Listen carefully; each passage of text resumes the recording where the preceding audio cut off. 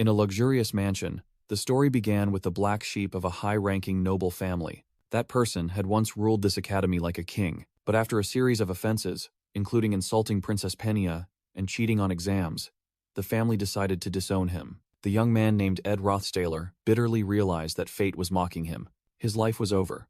A servant placed the final luggage trunk down and coldly bid him farewell. From a distance, other students began to whisper upon recognizing Ed Rothstaler. They gossiped about him being disowned by his family and expelled from the dormitory for academic cheating. Watching Ed sit listlessly on the bench surrounded by his belongings, they gloated that the despicable noble deserved his fate, while Ed secretly believed he did not deserve this plight. He clutched his head in despair, mentally screaming that the arrogant Ed Rothstaler everyone spoke of was not truly him. The truth was, he had been transmigrated into a game world directly from his modern room. More specifically, it was the award-winning game, Sylvania's Failed Swordmaster, which happened to be his absolute favorite.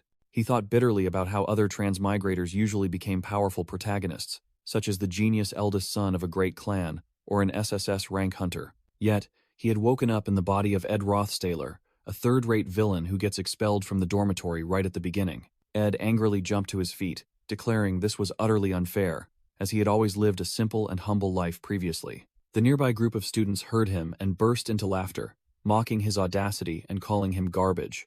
Faced with the torrent of insults, Ed hunched over and quietly returned to the bench. He let out a deep sigh, a sharp, determined glint flashing in his eyes. Peering into a hand mirror, a status window materialized, revealing Ed Rothstaler's pathetic statistics, the starting point for the worst character's tragic downfall. He analyzed the numbers. Intelligence was far too low for a magic department student, and his strength was even weaker than an average NPC farmer. In his game memories, Ed Rothstaler was merely a fleeting, cowardly villain who appeared early on a character he barely remembered. He suddenly jolted, a horrifying memory of Ed Rothstaler's ultimate fate flooding his mind. He remembered seeing the character in the game's epilogue, reduced to a miserable beggar wandering the streets. He bitterly conceded that this was a logical end for a useless young master, cast out into the world without any survival skills. Standing before the magnificent academy building, he could only sigh wearily at his ironic predicament. Clenching the handle of his suitcase, he questioned why he had been forced to inhabit a character with such a wretched destiny. But then, he stood up with resolute eyes, determined to survive, and refused to accept that tragic outcome. He knew that Sylvania Academy on Akan Island was not merely a school, but an entire self-contained miniature town. To evade the scrutinizing gazes, he walked toward a desolate forest located northeast of the academy grounds. After half a grueling day, he tiredly slumped onto his pile of luggage, having finally found a quiet spot. Closing his eyes, he calmly began to process and organize the entire situation he was facing. He realized that Ed being disowned was the exact starting point of the game's storyline, and fortunately, he had not yet been expelled from the school itself. He knew clearly that simply graduating from the prestigious Sylvania Academy would guarantee him a bright future. Armed with the knowledge from 5 completed playthroughs of the game, he believed he could achieve a life more glorious than his previous existence. His single, clearest goal was now etched into his mind: graduation. However, one critical problem loomed over his determined gaze: the Academy's exorbitant tuition fees. Glancing at his status window and its pathetic stats, he concluded that earning a scholarship was virtually impossible. He decided to set aside the tuition problem for now and focus on the most urgent needs for immediate survival. He opened his sole suitcase to inspect the items he had brought with him. Inside, he found only flashy clothes and useless decorative items that offered no stat boosts, but at least he had enough to wear. He realized he needed to find food and shelter for the night, and this forest would have to serve as his temporary refuge. In the desolate forest, Ed Rothstaler found a small measure of comfort upon discovering a nearby stream. He stretched, resolving to construct a shelter for himself to live in for the immediate future. Without hesitation, he channeled his magic, continuously unleashing sharp wind slashes into the dense forest. Thanks to the sorcery, tree trunks crashed down, but Ed also collapsed from sheer exhaustion immediately afterward. He gasped for breath, astonished that he was utterly drained after only a few slashes, and the gnawing hunger intensified further. The agonizing, churning hunger tormented him, driving him into a state of near panic. In his desperation, Ed suddenly recalled his grandfather's stories, who claimed that during times of famine, he used to eat tree bark found on the mountains. Throwing caution aside, he used magic to ignite a fire, determined to eat anything he could find to survive. A piece of bark sizzled over the flames, steaming profusely, and he tried to reassure himself that it looked vaguely like chicken meat. He opened his mouth, preparing to taste his reluctant, makeshift survival meal. With a sliver of hope, Ed cheerfully chewed the piece of bark, which he had dipped into the boiling water in his precious pot. Instantly, a terrible wave of nausea surged up his throat. It was now the third day since he began his life in the wilderness. After 1 day of starvation and 2 days of vomiting, the gaunt, pale-faced Ed silently called out his grandfather's name in sheer agony. He violently threw the bundle of firewood onto the ground, drawing a painful conclusion.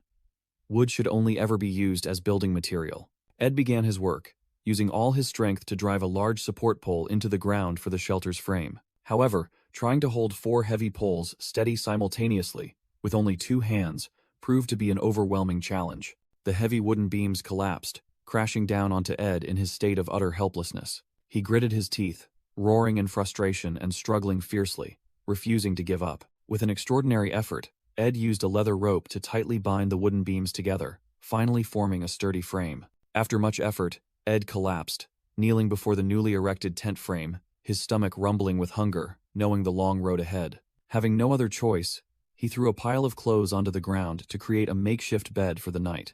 Night fell, and the sounds of arduous labor echoed under the full moon, signaling a difficult night of work. Dawn broke with the sound of birdsong, and a new day in the battle for survival began. Ed sighed in relief, looking at his completed leaf-thatched shelter, a small but significant achievement. Suddenly, his eyes widened as an unexpected system notification window appeared before him. The skill panel revealed he was an apprentice craftsman with his crafting skill already at level 4.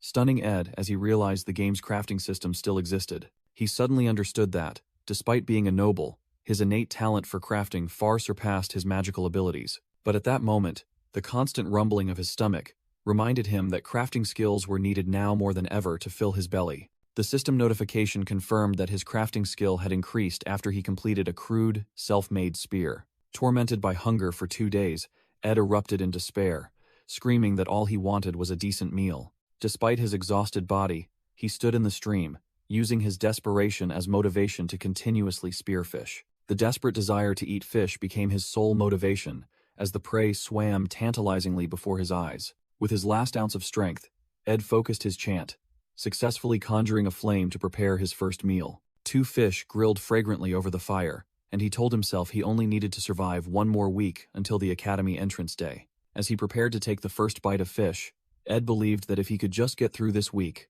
everything would be fine.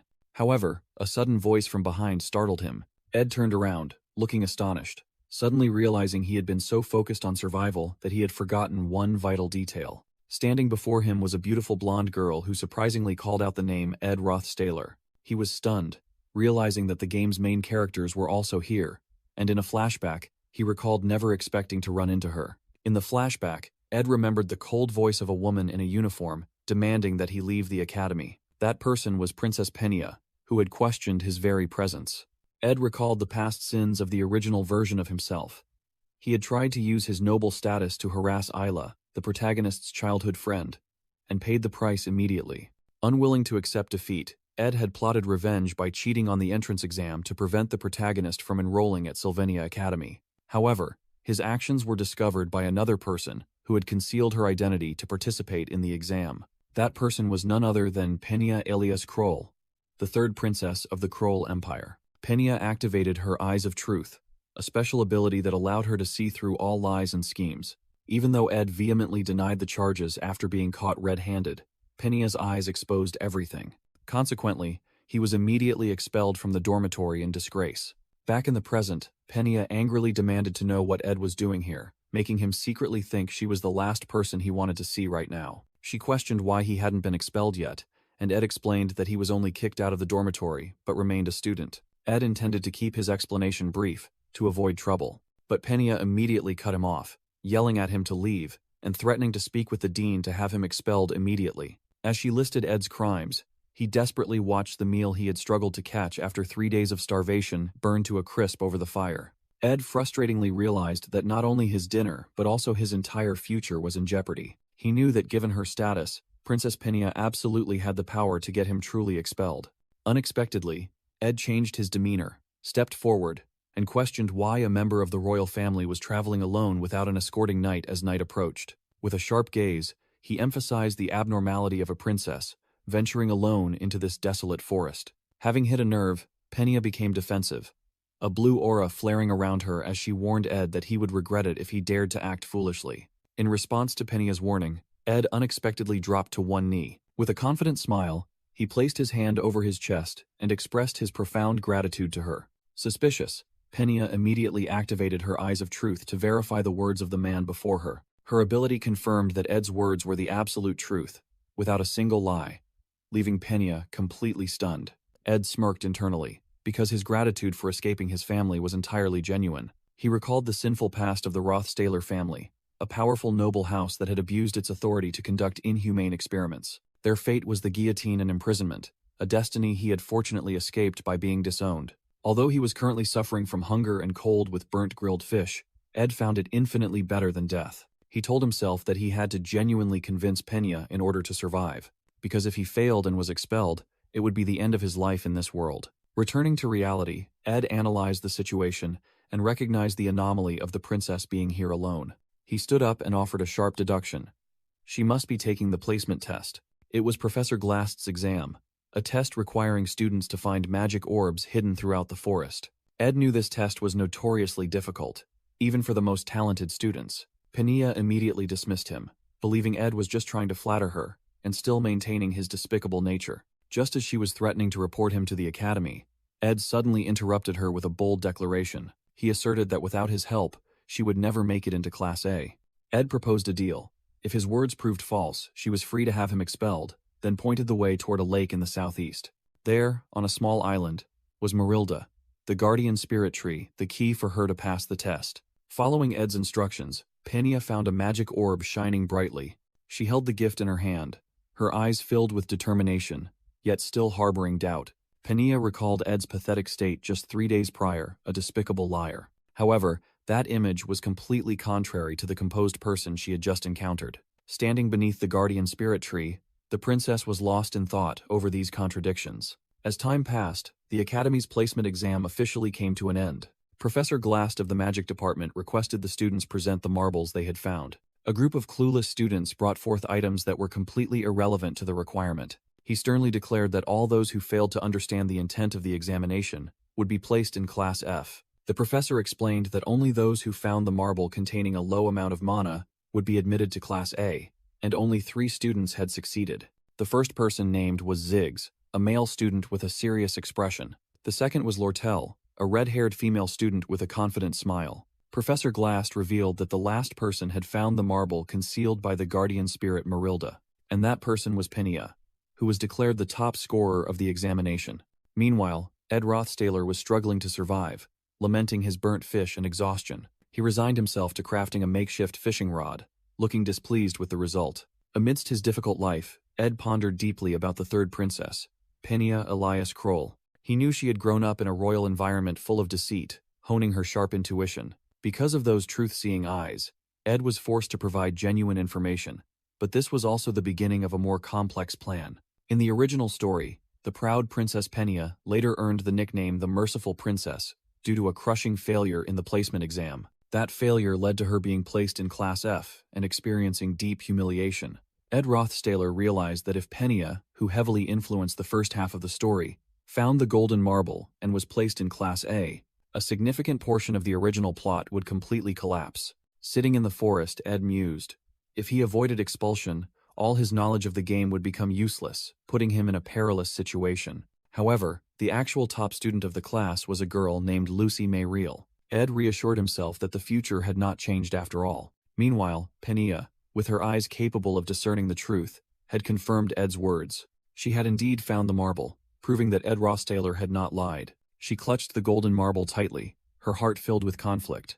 Princess Penia had originally concealed her identity during the exam because she did not want to receive any special privileges. She yearned to achieve success through her own abilities, so even though she knew the marble was the answer, Penia could not bring herself to take it. She understood that she had not found it herself, and her pride would not allow her to accept it. The title of Merciful Princess she would hold in the future was not based on stats or skills, but on righteous decisions like this, even if it meant hearing others praise Lucy. Ed recalled his plan. He had used the truth to bait the princess, challenging her that without his help, she would never enter Class A. He knew whether he lied or not was irrelevant, as the princess possessed the ability to see through all falsehoods.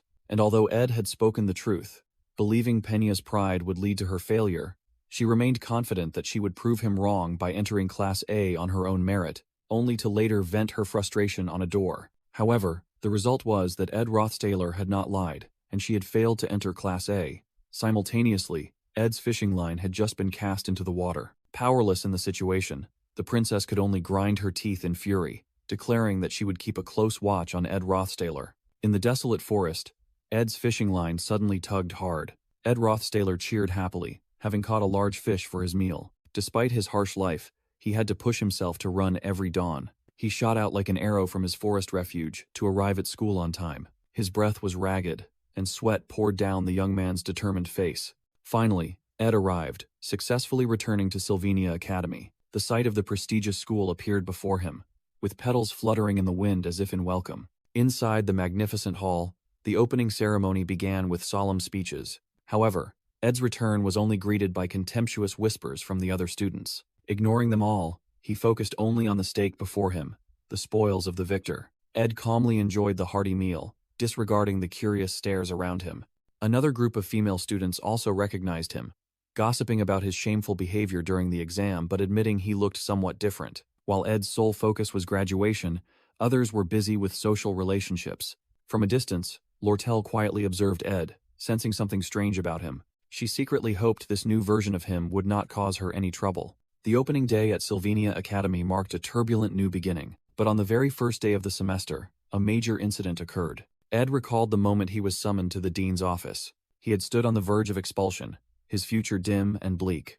Ed hadn't expected Penya to speak with the dean, but the dean's smile suggested things might not be as bad as he thought. Ed Rothstaler sighed in relief, thinking he had narrowly escaped disaster. He told himself to be extremely cautious, determined not to deviate from the game's original storyline. To survive, Ed had trained his survival skills, including basic combat skills, specializing in archery. Additionally, he had to complete the basic magic training required of a magic student, starting with hunting a rabbit in the forest. He realized that the bow was the perfect weapon to combine both his survival skills and his magic. Sitting in the forest with his spoils, Ed planned to enhance his crafting skills so he could infuse magic into arrows, even though he currently possessed no elemental abilities. His train of thought was abruptly cut short by an unusual sensation, causing him to look up sharply, full of vigilance. He was astonished to find a pink-haired girl calmly reading a book on a high tree branch by the stream. The girl was Yennecar Polarover, the second-year top student and a genius spirit master. Yennecar's fiery red eyes looked down, gleaming sharply as she recognized Ed's presence. Ed was completely bewildered when Yennecar spoke, saying he was the interesting boy mentioned by someone named Marilda. In the blink of an eye, Yennecar appeared right in front of Ed, cheerfully introducing herself as a second-year student, leaving him stunned by her speed. She smiled playfully, asking if Ed was surprised that she knew so much about him. Yennecar explained that the forest was under the protection of the high spirit, Marilda, and Marilda herself had told her a great deal about Ed. She happily added that Marilda loved to interfere in human affairs, and would certainly pay attention to an uninvited guest like him. Hearing this, Ed broke out in a cold sweat, suddenly realizing he had killed quite a few animals, and cut down a significant number of trees in the forest. Yennecar quickly reassured him that hunting was a part of nature, and the spirit Marilda did not mind it at all. Ed scratched his head awkwardly, thinking that perhaps he shouldn't judge a spirit based on the terrifying appearance of a giant wolf. Yennecar looked at him with curious eyes and a knowing smile, signaling a new relationship was about to begin. Yennecar smiled brightly, asking Ed mischievously. She excitedly boasted that she had something to show him, holding out her glowing hands and revealing that she had just contracted with a lovely spirit. When Yennecar invited him to hold it, Ed realized the thing in her hands was a spirit. Ed thought to himself that if he wanted to get closer to Yennecar, he just needed to play along, but he had other calculations in mind. He flatly refused, confessing that he could not see spirits. Yennecar could not hide her astonishment at Ed's confession. Ed confirmed it, and made the excuse that he had to go find food in order to leave. In his mind, he told himself he had to preserve the original game plot, so that his knowledge wouldn't become useless. This meant he had to stay far away from Yennecar Polarover, a character who played too significant a role in the game. He decisively walked away, leaving Yennecar alone watching his retreating figure. Yennecar tilted her head slightly, her inscrutable gaze following him. Ed was still a little confused, thinking again that one should not judge a terrifying giant wolf merely by its appearance.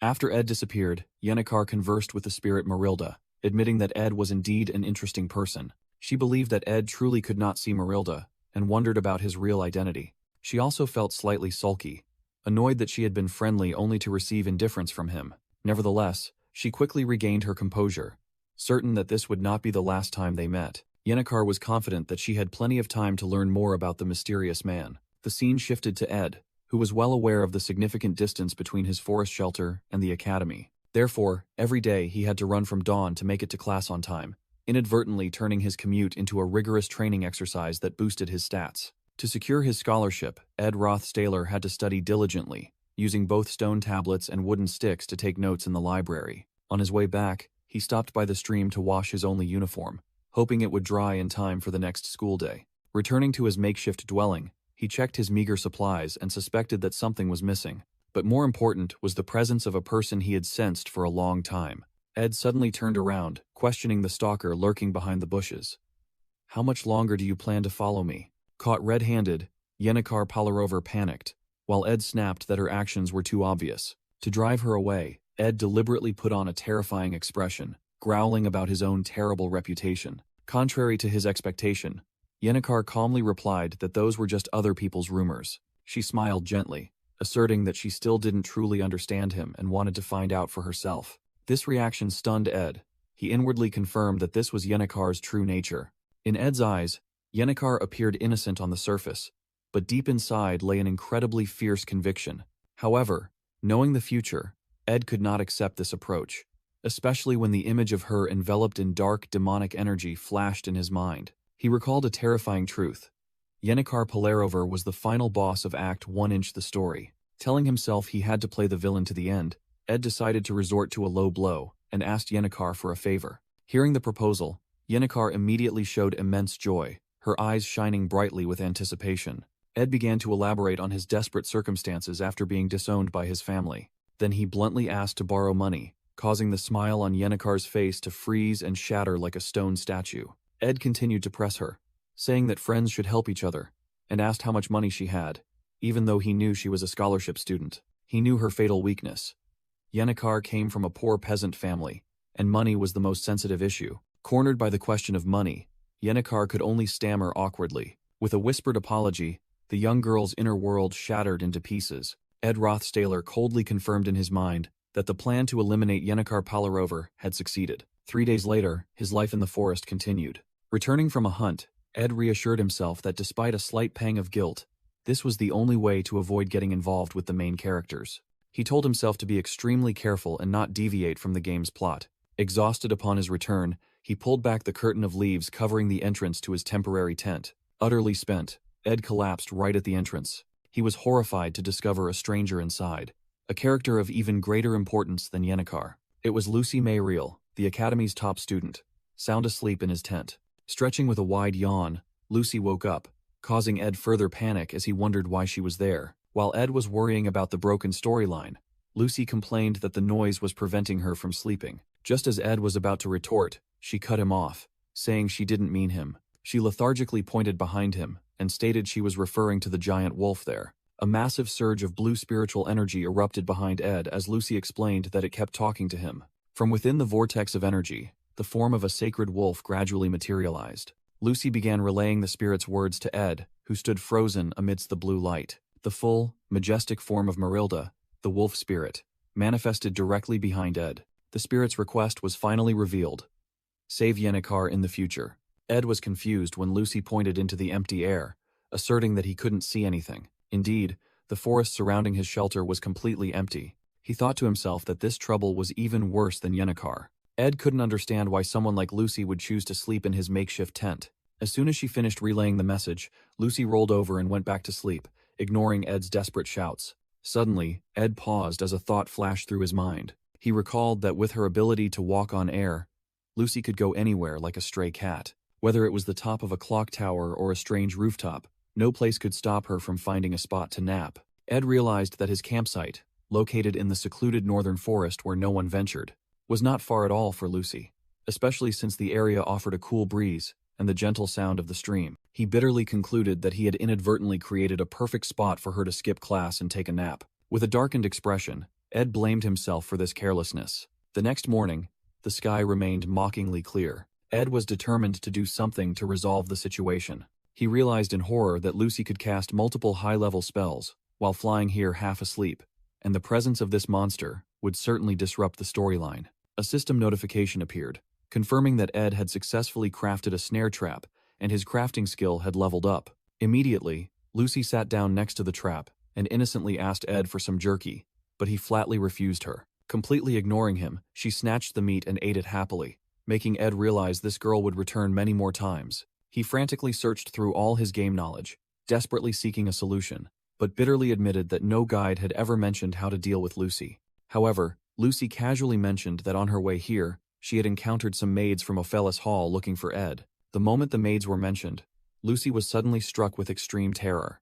She froze, dropping the half-eaten piece of meat onto the ground. Awkwardly, Lucy claimed she had just remembered an urgent matter and quickly turned to leave. With that, she shot straight into the sky at rocket speed and vanished, leaving Ed alone in astonishment. Ed suddenly recalled a crucial detail about Lucy from the game's character guide that everyone usually skipped. He remembered that Lucy was constantly pursued by the dormitory maids every day and was always trying to escape them. Recognizing her fatal weakness, Ed flashed a triumphant smile, believing he had found a way to handle her. After Lucy left, Ed returned to his work, reassuring himself that her brief appearance wouldn't disrupt his plans. A new event began, the joint combat training session at the Academy's Grand Arena. Ed recalled the rules. These were duels, and for safety, students from the combat department had to use practice weapons. Meanwhile, students from the magic department were restricted to basic elemental spells, and the alchemy department was forbidden from using powerful enhancement items. Essentially, all students would face off one-on-one against randomly drawn opponents, regardless of year or major. Ed recognized the importance of this event, as it gathered all the key characters who significantly influenced the game's storyline. A host of familiar faces appeared, from Princess Pania, Lortel, Ziggs, Yennecar, and Lucy, to an ominous figure named Clevius. But above all, Ed anticipated the appearance of the game's protagonist, Taeli, the failed swordsman. He eagerly awaited Taeli's match, the character he loved. Confident in his foreknowledge of the results, Ed paid little attention to the other matches, believing the ultimate winners would be first-year students like Taeli. However, his train of thought was interrupted when Yennecar Palarover, a second-year student, suddenly appeared and cheerfully greeted him. Ed was secretly annoyed as Yennecar happily showed him the tournament bracket, mentally comparing her friendliness to that of a puppy. He turned away indifferently, but Yennecar curiously asked why he didn't want to know who his opponent was. That question stunned Ed, who suddenly remembered that he himself was a participant in this training session. He realized in panic that, according to the original storyline, the character Ed Rothstaler had been expelled long ago, so he had absolutely no clue who his opponent would be. Looking at the bracket, Ed was speechless. He was set to face none other than Princess Penia. Meanwhile, an announcement echoed throughout the arena, calling the contestants for the next match, Lucy May Real. And when the name Taeli McClure was called, Ed jumped up excitedly, focusing all his attention on the story's protagonist. On the stage, Taeli clenched his fists, promising himself he would fight with all his strength. Ed smiled, deciding that his own match no longer mattered. What he needed to do was focus on Taeli. He recalled the countless times he had played the game, witnessing Taeli's painful failures on the game over screen leading up to the happy endings. The memory of constantly hitting the restart button flooded back, confirming his deep attachment to this journey. Ed knew well that Taeli's journey had been anything but easy. Despite reminding himself to only look out for himself, Ed couldn't suppress his emotions, tearing up as he silently cheered Taeli on. His train of thought was interrupted by the announcer's voice, repeating the call for Lucy May Real, much to the confusion of the crowd. When Lucy was called to the stage, Ed broke into a cold sweat, panicking as he realized she was missing. As it happened, the Academy's top student was sound asleep beneath a spare stage platform. Ed quickly rushed over, pinching Lucy's cheek to wake her up just before the match could be forfeited. He struggled to drag the still groggy girl onto the stage, inwardly screaming that this was the pivotal event meant to inspire Taeli to take up the sword. In the midst of the chaos, Lucy drowsily asked for dried meat, forcing Ed to grit his teeth in sheer frustration. In Ed's memory, the match began with the first-year valedictorian, Lucy May Real, sluggishly making her way to the arena. Her opponent was Taeli McClure. Taeli was destined to become a great swordsman. Despite never having wielded a sword, he miraculously cleaved through Lucy's magic. The sudden neutralization of her attack left Lucy utterly astonished. Seizing the opportunity, Taeli lunged forward, closing the distance instantly. Overwhelmed, Lucy inadvertently unleashed an intermediate magic spell, instantly knocking Taylor out. However, due to the violation, Lucy was disqualified, and Taylor became the first person to defeat her, a scene Ed considered magnificent. Back in reality, Ed held his breath, watching the impending match. The announcer declared the battle had begun. Two figures stood facing each other in the vast arena. Taylor let out a roar and charged straight forward. However, Lucy needed only a single magic strike to generate a terrifying explosion. The match ended swiftly, with Taylor collapsing amidst the wreckage. In the stands, Ed and Yennecar were dumbfounded by the turn of events, which deviated entirely from the original script. Amidst the smoke and dust, Lucy merely yawned indifferently, looking bored. Taylor bitterly grasped the harsh truth. Unarmed, he stood no chance against a mage. His life had always been a series of hardships. A failed student hailing from a remote village, a mediocre individual who had never achieved anything remarkable. While everyone pitied the unrecognized failure, Taylor tightly gripped his gauntlets. He knelt trembling on the arena floor, appearing utterly exhausted and resigned to defeat. Witnessing that desperate situation, Ed Rothstaler merely smiled knowingly, recalling the original scenario. Unexpectedly, Taylor forced himself up, his entire body blazing with fierce fighting spirit, showing no intention of quitting. Ed cheered inwardly, certain that the resilient student could achieve the impossible. That was the moment the never-say-die swordsman charged, capturing the hearts of every student present. He roared his opponent's name, leaving Lucy May Reel stunned by his tenacious fighting spirit. Ed smirked, triumphantly anticipating the moment Lucy would unleash the lightning magic, just as he knew she would. But then, his eyes widened in shock, as the actual events completely diverged from the script. Contrary to his prediction, Lucy May Reel calmly summoned a torrent of green wind elemental magic. She unleashed a fierce attack, the surging magical power hurtling straight toward the charging Taylor. Taylor screamed in horror as the powerful energy completely engulfed him. The magic took the form of a roaring beast, demonstrating overwhelming destructive power. Taylor's body was mercilessly flung high into the air by the magical vortex. The impact shattered the wall in the stands, leaving Ed speechless as he watched. The student's body was deeply embedded in the ruined wall, right before Ed's horrified gaze. Taylor then crashed heavily onto the floor, and Ed realized a terrifying truth. That wasn't lightning magic. Standing in the arena, Lucy coldly ended the match using potent wind magic. Amidst the resounding cheers of the crowd, Lucy May Reel was declared the victor. On the arena floor, Taylor lay defeated and utterly crushed. Ed was stunned, unable to process what had just transpired. Lucy May Reel walked away coldly, leaving Taylor struggling in vain to get back on his feet. The fire in Taylor's eyes had completely died out. The immense power gap was like a lightning bolt striking his very will. Ed realized the situation was rapidly deteriorating, and abandoning Taylor now would be the worst possible choice. He suddenly recalled the Blessing of the Storm, a passive spell gained through a contract with the high-level spirit Marilda. According to the original storyline, Marilda and Lucy were never supposed to meet. Ed was horrified to realize that Lucy staying at his campsite was precisely what allowed her to form the contract and gain such immense power. Just then, Princess Penia Elias Kroll unexpectedly appeared, blocking Ed's path. With a sharp gaze, Penia seemed to be questioning Ed about his actions. Ed looked at Taylor, his heart heavy with the thought that the boy should have won this match to restore his confidence. Penia's eyes flashed with a strange, revealing light. Ed gritted his teeth, bitterly admitting that Taylor's defeat was his fault, the direct result of Ed Rothstaler's presence at Sylvania Academy. Unable to hesitate, Ed loudly called Taylor's name just as the boy was walking away dejectedly. Taylor froze. Ed rushed up to him, yelling that all his efforts would surely be rewarded and that he had nothing to be ashamed of. He roared, urging Taylor to be proud of giving his all, claiming the loss was merely due to bad luck in the pairing. Ed poured all his energy into his shout, imploring Taylor not to despair over such a trivial matter, knowing that if the protagonist crumbled, his own life at the academy would become a living hell. The narrative shifted to Penia's ability, which originated when Emperor Kroll first recognized her divine blessing, the power to perceive deceit.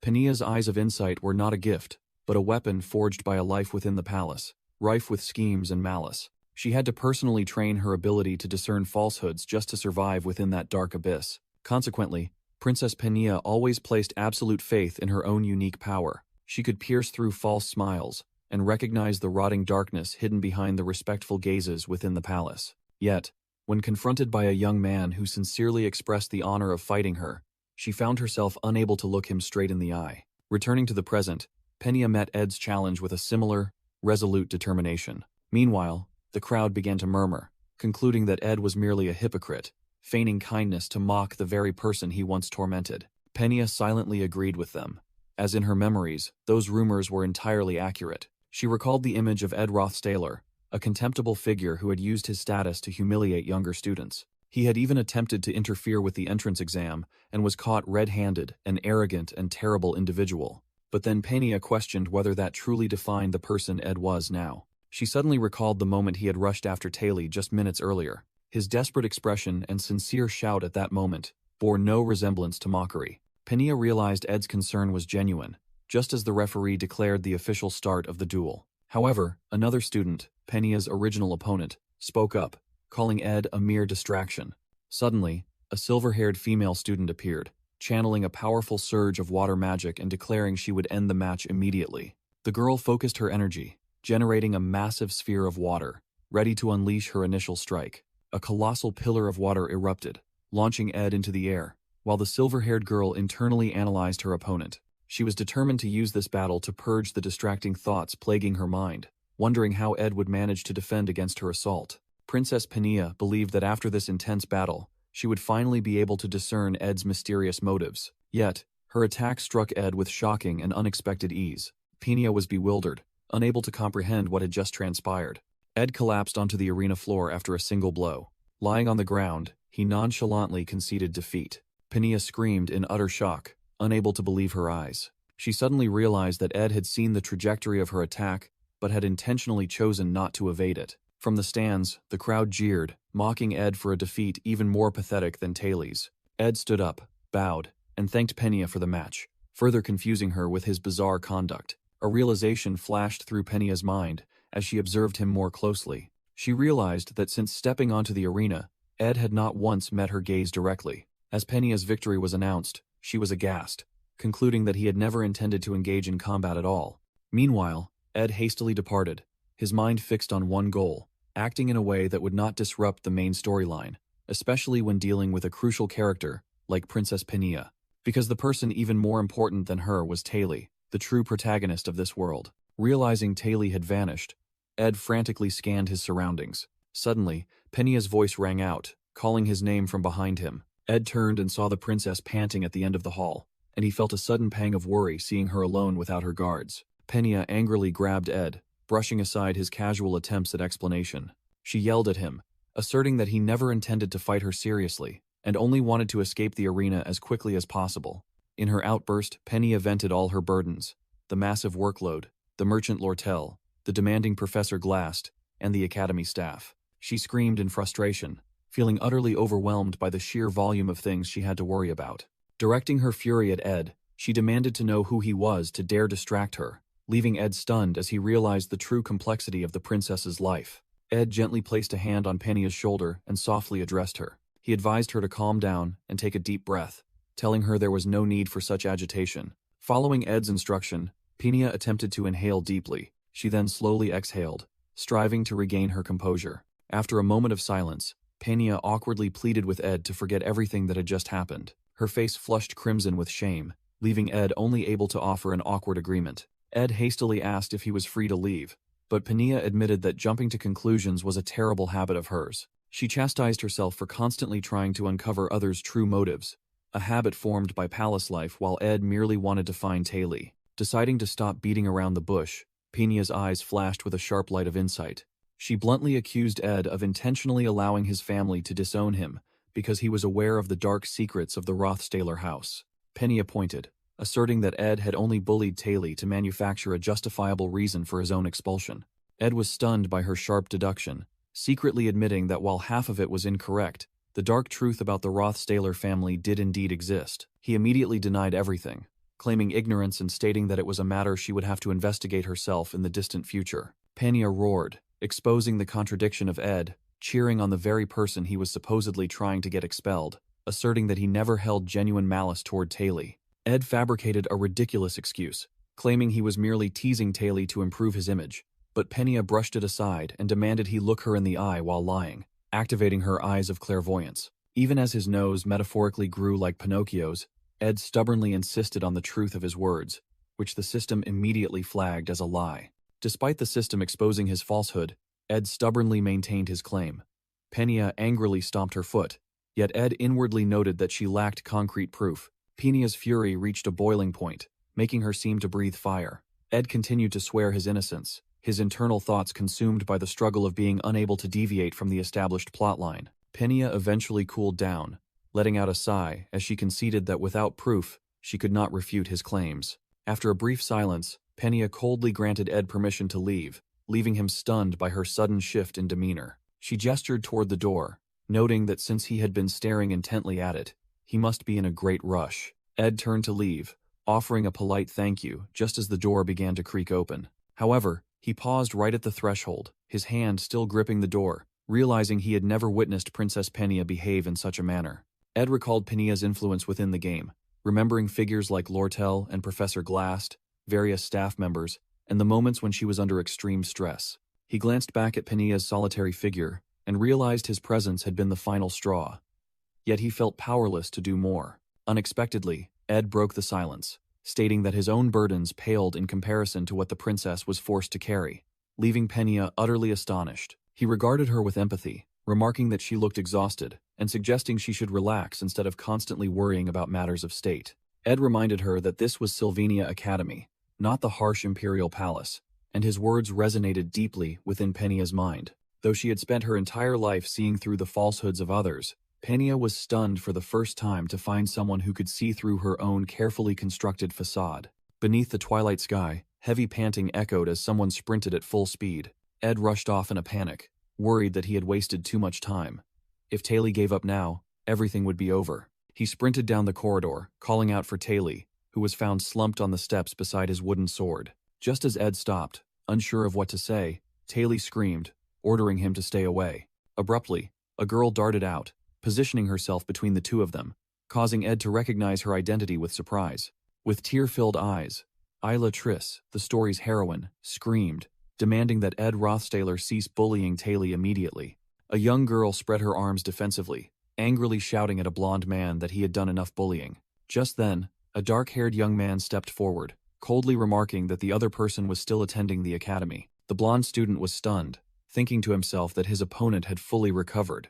The dark-haired young man looked straight at his opponent, recognizing the fighting spirit and indomitable will in Ed Rothstaler's eyes. He recalled that while he was sparring with the princess, his childhood friend and greatest supporter, Isla Triss, certainly hadn't hesitated to rush to his aid. The memory flooded back of Isla, comforting an exhausted Taylor, encouraging him not to give up and to keep trying. Back in the present, Taylor, with Isla standing beside him, questioned Ed about his intentions, while Ed thought to himself that as long as Isla was there, Taylor would get back up no matter how many times he fell. Ed remained silent, sweat beading on his forehead at their persistence. Against the backdrop of the sunset, Taylor admitted that Ed's swordsmanship talent was impressive, but directly asked about his true intentions. Ed recalled the countless times he had played the game as Taylor, enduring every hardship alongside the character. He turned his back, telling himself that he should be more honest with himself. Ed felt tormented because he had once looked down on Taylor, assuming the game's protagonist would overcome all hellish suffering on his own. He admitted that, just recently, he had felt a sense of relief. Ed smiled, not because the story was back on track, but because Taylor, the person he had spent so much time with, was okay, and that was enough for him. As Ed walked away, Taylor and another blonde girl watched him with expressions of disgust, wondering why he was acting so cool. Ed paid them no mind, striding decisively toward a large door. The door burst open with a loud explosion, and Ed turned back with sharp eyes. A massive column of fire erupted from the hall, causing Ed to look up and wonder if the time had come. A brilliant blue magic circle lit up as the duel commenced. Lortel charged forward, unleashing a massive, icy vortex toward her opponent. This was the decisive battle between Lortel, the Golden Daughter, and the wall of ice began to show cracks, signaling its imminent collapse. From within, a blazing beast roared, shattering the layer of ice. And Yennecar, the elementalist, who was smiling confidently. From a distance, Ed Rothstaler noticed things were slightly different from the plan, but Taylor and Isla were also witnessing everything. Ed silently told Taylor to watch closely, as this was one of the trials he would have to overcome. Undaunted, Lortel strained herself, channeling magic from both hands. In response, a giant fire dragon summoned by Yennecar spewed forth a destructive column of flame. The final boss of the first act was none other than Yennecar Palarover. Following her victory, other students surrounded Yennecar, hailing her as the only second year to defeat a first year. She smiled happily and thanked everyone for their congratulations. Suddenly, a shout rang out demanding everyone make way for the patient, causing Yennekar's smile to instantly vanish. She stared in shock at Lortel, who was unconscious and injured, being urgently carried away on a stretcher by medical staff. Amidst the silence, a voice rang out, calling Yennekar the pride of the second-year class, leaving her speechless. Because Taylor had lost to Lucy, contrary to the original events, Yennekar became the center of attention for upholding the honor of the upperclassmen. Standing in a hidden corner, Ed quietly folded his jacket, thinking that Yennekar would now have even more friends surrounding her. He figured that was probably for the best, then turned and walked away, knowing he wouldn't see her at his camp anytime soon anyway. 2 weeks had passed since the joint training session, and Ed reminded himself that getting involved in the main character's storylines only complicated things further. Ed told himself that by staying away from the protagonists, he had been able to focus on survival and securing enough food with his fish trap. He felt his body had become more toned, corresponding to his recently increased strength stat. However, Ed knew he couldn't become complacent, as the goal was to raise all his stats to level 10. Suddenly, Yennekar Polarover appeared, blushing in confusion when she saw him. She stammered, asking if Ed had a habit of walking around half naked, forcing him to explain that he had just finished swimming and that she was the one who had appeared abruptly. Yennekar explained that she came here because the place resembled a secret base, giving her a sense of adventure. Then she confessed her true purpose. She wanted to talk and ask him for advice. Ed couldn't help but be surprised, wondering why, out of everyone at the academy, she had sought him out. Yennekar began talking about the joint combat training session last month, an event Ed had left early. In a flashback, the image of a severely injured Lortel Caheland appeared as Yennekar confessed that she had hurt her opponent. Ed thought to himself that even though Lortel had broken the rules by using intermediate magic first, that wouldn't soothe the guilt of a kind person like Yennekar. Yennekar sadly said that the doubts about whether she had gone too far kept tormenting her, causing her to lose sleep nightly. She was unsure whether she should apologize, as her friends always stopped her, insisting that Lortel was the one who was wrong first. Ed looked straight at her and decisively advised her to do it if she believed it was the right thing to do. Yennekar was stunned by the straightforward answer, while Ed contemplated her position. A second-year student who was always loved and cherished by everyone, he imagined that whenever she blamed herself, her friends would immediately surround her to comfort and defend her. But Ed understood that, deep down, Yennekar knew that support couldn't erase her own responsibility. He believed that was why she sought him out. And just then, Yennekar admitted she knew he was different. Feeling relieved, Yennekar stretched and said that he never blindly took her side unconditionally. Ed teased her about her earlier confusion, causing Yennekar to quickly wave her hands in an embarrassed attempt to clarify.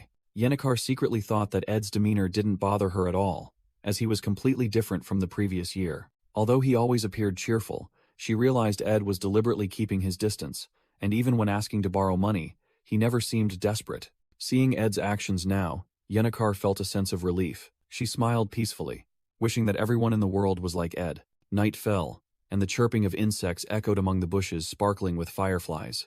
The next day, at a magnificent academy building, hasty footsteps strode across the luxurious red carpet. Ed Rothstaler walked, sweating profusely, secretly thinking that he was in deep trouble. He recalled the game world of Sylvania's failed Swordmaster, a masterpiece that very few players, especially newcomers, could reach the true ending of. For example, if a player saved a girl from goblins, they would discover the secret of the Golden Daughter. This led to bad ending #3. Taylor being assassinated after being kidnapped by a shadow figure. Or, if the player chose to accompany the Golden Daughter instead of his childhood friend Isla, they would encounter bad ending #7, Isla dying from falling off a cliff.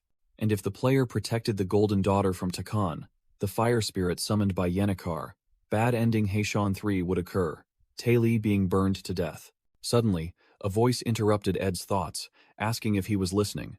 Ed was annoyed, telling himself he had to stay far away from this girl. Lortel Caheland blocked Ed's path, asking how long he intended to ignore her, while Ed shivered and secretly confirmed that was exactly his intention. Lortel Caheland, one of the 4 heroines and the only daughter of business magnate Elta Caheland, smiled down at Ed. She called him by his full name, Ed Rothstaler, and offered to purchase 2 hours of the newbie shredder's time. Ed continued his internal monologue, recalling that unlike the other heroines, Lortel Caheland's storyline was a hidden route. Unlike Penia, Lortel was treated as a villain from the start, and her true nature was only revealed in the latter half of the game. Just as the player understood Lortel's pain and struggles, They would be forced to choose between her and Penia. But Ed was pulled back to reality by Lortel's voice. Ed told himself he couldn't be swayed by Lortel's words, fearing he would be manipulated, and hastily turned his back to walk away. Lortel quickly followed, sweetly offering her help, prompting Ed to coldly demand that she stop speaking cliches. Undeterred, Lortel took a step forward, decisively blocking Ed's path. She continued to flatter him, expressing admiration for Ed's will to study despite his difficult circumstances. Ed looked skeptical, mentioning the unsavory rumors about Lortel, but she merely chuckled and suggested he listen to her proposal. Lortel held out 3 gold coins, her eyes sharp, and stated that she had heard Ed was very close to Yennecar recently. Ed was stunned when Lortel bluntly proposed that he help her befriend Yennecar. He secretly thought that 3 gold coins were a fortune, equivalent to a month's salary for a diligent worker. Ed leaned close to Lortel's face, wondering why a golden daughter had to use money to buy relationships. Lortel didn't answer, but gently slipped the coins into Ed's pocket and said that she knew one thing for certain. As the coins clinked into his pocket, she continued, saying that the more people on her side, the better. Ed's eyes flashed with astonishment. He realized Lortel had a premonition about future events. He understood. Lortel knew she would have to confront Princess Penia for power, and she was building alliances right now. Recognizing the opportunity, Ed smirked meaningfully. He held out his hand, decisively suggesting a handshake to confirm the agreement. Lortel reached out her hand in return, secretly thinking about those who grew up in prosperity. As their hands clasped, she continued to muse that such people were easily broken after just one moment of misfortune. She believed the most effective weapon against those driven to desperation was simply a coin. In her mind, images appeared of those willing to sell their families, their pride, and themselves just for money. Lortel concluded that manipulating a desperate person was incredibly easy. But then she left the thought unfinished with an unfortunate word. In Lortel's mind, the plan to use money to bribe Ed had failed. However, instead of getting angry, she turned away with a smile full of interest. Ed strode away, leaving Lortel waving goodbye from the academy's main gate. He gritted his teeth in endurance, secretly thinking that his life would have been much better if he had accepted the money. However, the horror of the unpredictable variables that would arise if the newbie Shredder teamed up with Yennecar forced him to stay away from anything that could alter the main storyline. That night, Lortel Cahelland did not feel insulted by Ed's refusal. In the hallway, she unexpectedly ran into Yennecar. Lortel greeted her naturally, while Yennecar commented that she looked unusual with her hair down. In fact, being rejected by Ed only fueled Lortel's desire, making her determined to bring Yennecar Palarover to her side. She began her new plan by recalling the practice match, admitting that she had broken the rules by using intermediate magic. Lortel offered an apology, but secretly thought it was just a test to gauge the strength of the top second-year student. Yennecar glanced at the unhealed wounds on Lortel, recognizing the price she had paid. Lortel reassured her that the wounds would heal soon, calculating internally that she could exploit Yennecar's compassion to influence her more easily. Suddenly, Yennecar spoke up, guessing that Lortel's conversation with Ed hadn't gone well, leaving Lortel stunned. Yennecar smiled meaningfully, explaining that although she tried to respect their privacy, many of the spirits she communicated with were extremely fond of chatting. Those spirits told her nearly everything that happened near the northern forest. Lortel's eyes widened in shock as she realized Yennecar knew everything. The memory of the moment she offered Ed the gold coins to help her befriend Yennecar flashed through her mind. Yennecar took a step closer to the flustered Lortel, repeating Ed's refusal that sincerity could not be bought with money. In Yennecar's mind, the image of Ed Rothstaler reaching out his hand appeared.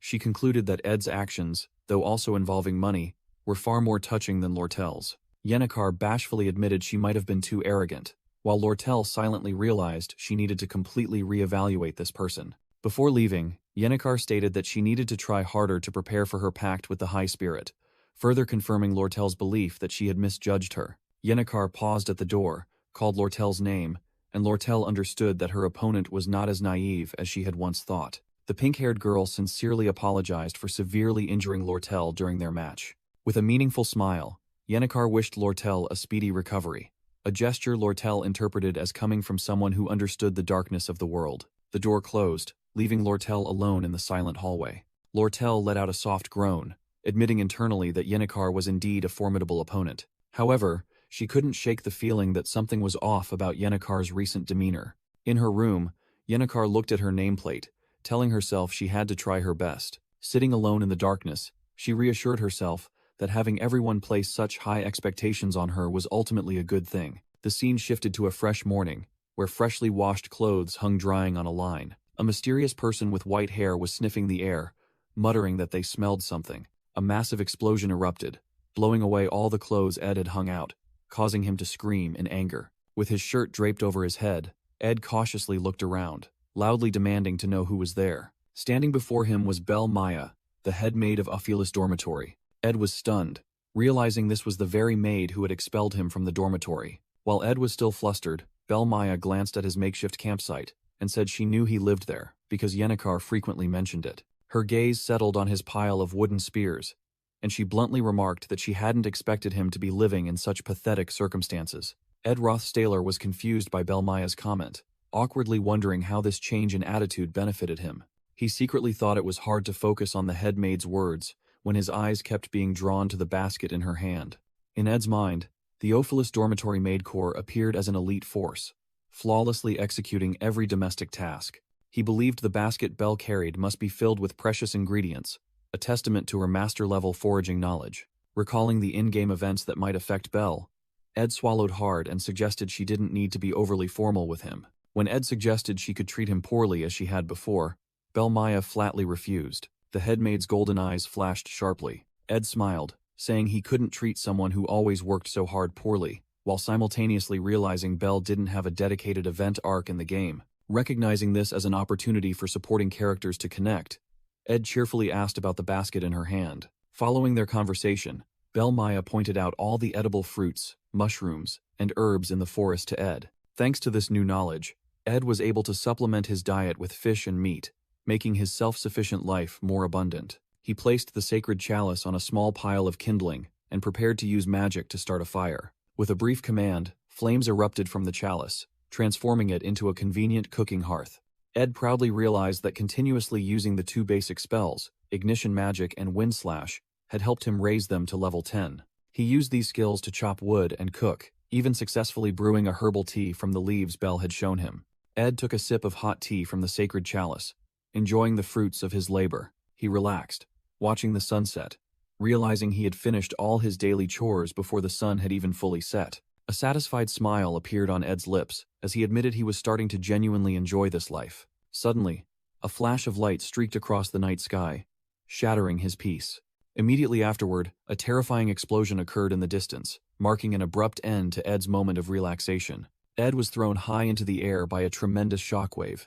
A massive column of white smoke rose from the ground, evidence of the explosion's destructive power. Amidst the wreckage, Ed coughed violently, bewilderedly wondering what the hell had just happened. He painfully watched as his precious shelter was now nothing more than a pile of splintered wood. Smoke and dust still hung thick in the air, obscuring his vision. From within the smoke, a white-haired girl emerged, whispering that she had almost died, and Ed was astonished to realize it was Lucy. Ed approached, unable to believe the world's strongest mage was claiming she had almost been killed by someone. Seeing Lucy trembling with fear, Ed thought back to Belle Maya, whom he considered a kind person. He recalled the moment Belle Maya became terrifying just because he skipped class, and guessed she must be worried about someone. Lucy sighed in relief and explained that, startled by Belle Maya, she had unconsciously used a teleportation spell to escape. They both looked down at the deep crater created by the magic, and Lucy commented that it looked painful. Fury erupted in Ed as he thought of Belle Maya and his lost dried meat,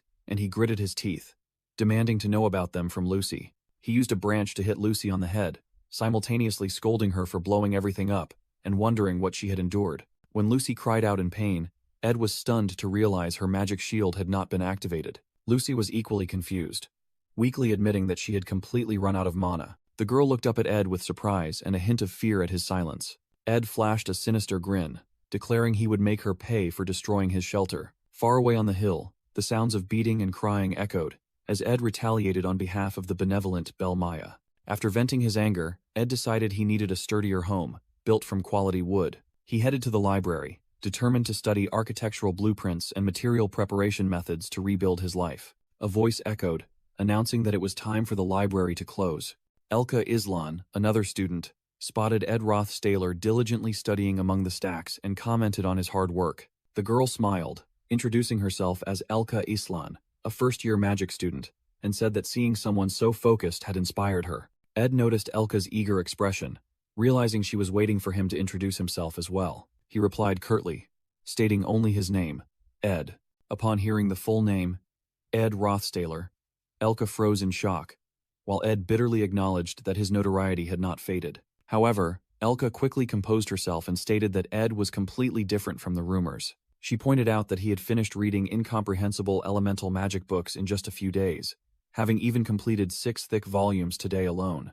Elka continued, mentioning that she had heard rumors Ed was just a boastful person with no real talent. With a bright smile, she concluded that the rumors were indeed unreliable. Elka explained that she also knew someone as diligent as Ed, and in her mind, the image of a hero stepping forward appeared. She told Ed that she would cheer him on, and he simply offered a quiet thank you. Elka cheerfully waved goodbye, wishing Ed a safe return, while he planned to pack up his belongings and head back to the dormitory. Suddenly, a powerful tremor interrupted Ed's thoughts, and he frantically wondered what was happening. The entire library shook violently, causing both Ed and Elka to stumble and lose their balance. Elka flinched upon hearing a loud noise overhead. A cascade of books from the high shelves rained down onto where she stood. Outside, a massive pillar of purple magical energy shot straight into the sky from the academy grounds, signaling that a major event had begun. At a temporary guard post in front of the dormitory at 11:30, aggressive blue monsters had appeared, while several students had reached safety thanks to Talim Chlor's help. 2 hours after the sudden disaster, a student in a red cloak stood watching the magical light pillar, recognizing it as something they had read about in books on spirit summoning. The forming magic circle was intended to summon Glasscon, the ultimate dark spirit. Standing among the students, Penia Prague realized this was terrible news, as only one person possessed the capability to do this. She concluded that their enemy was the top second-year student, Yenikar Palarover, who had lost control of her power. Amidst the tense silence, the elite students gathered outside the campus grounds. Taylor McClure assessed that the erected barrier was only meant to buy time. He loudly declared that they needed to break inside before Glasscan was fully summoned and caused further casualties. Meanwhile, Royal Guard Captain Claire and alchemy student Elvira Aniston realized they had to solve the problem themselves since the headmaster was absent. Taylor tried to convince everyone that if they all worked together, they could certainly confront a high-tier spirit. However, Clevius Nortondale vehemently objected, trembling. He pointed out that they would have to overcome countless mid-tier spirit beasts before they could break into the building and defeat Yenikar. He added that that wasn't all. 2 other high-tier spirits, Tikan of the fire element and Velospur of the dark element, had also appeared in a state of frenzy. Terrified by the prospect, Clevius screamed that this was suicide, and he refused to participate. Elvira Aniston was also skeptical, wondering if Yenikar alone truly had the power to summon multiple spirits and Glasscans simultaneously. The student in the red cloak explained that most of this power likely came from Velospur, with Yenikar merely serving as a host. She further explained that dark spirits are the natural enemies of elementalists, acting like demons, constantly seeking to possess and control them. The confusing issue was how Velospur managed to possess Yenikar, who was considered a master of spirit summoning magic. Another student, wearing a fur-collared coat, interrupted, arguing that the possession wasn't as important as deciding what to do now. He presented 2 options: wait for the professors to arrive tomorrow morning, or act themselves, and the only person who could make that decision was Princess Penia. Faced with the heavy responsibility, Penia swallowed hard, sweat dripping down her stressed face. Under the gaze of the elite students, Princess Penia stood before the burden of a life-or-death decision. In a moment of stillness, she suddenly recalled the words of a certain young man. The image of Ed Rothstaler appeared in her mind, along with his comforting words that his burdens could not compare to the pressure she was enduring.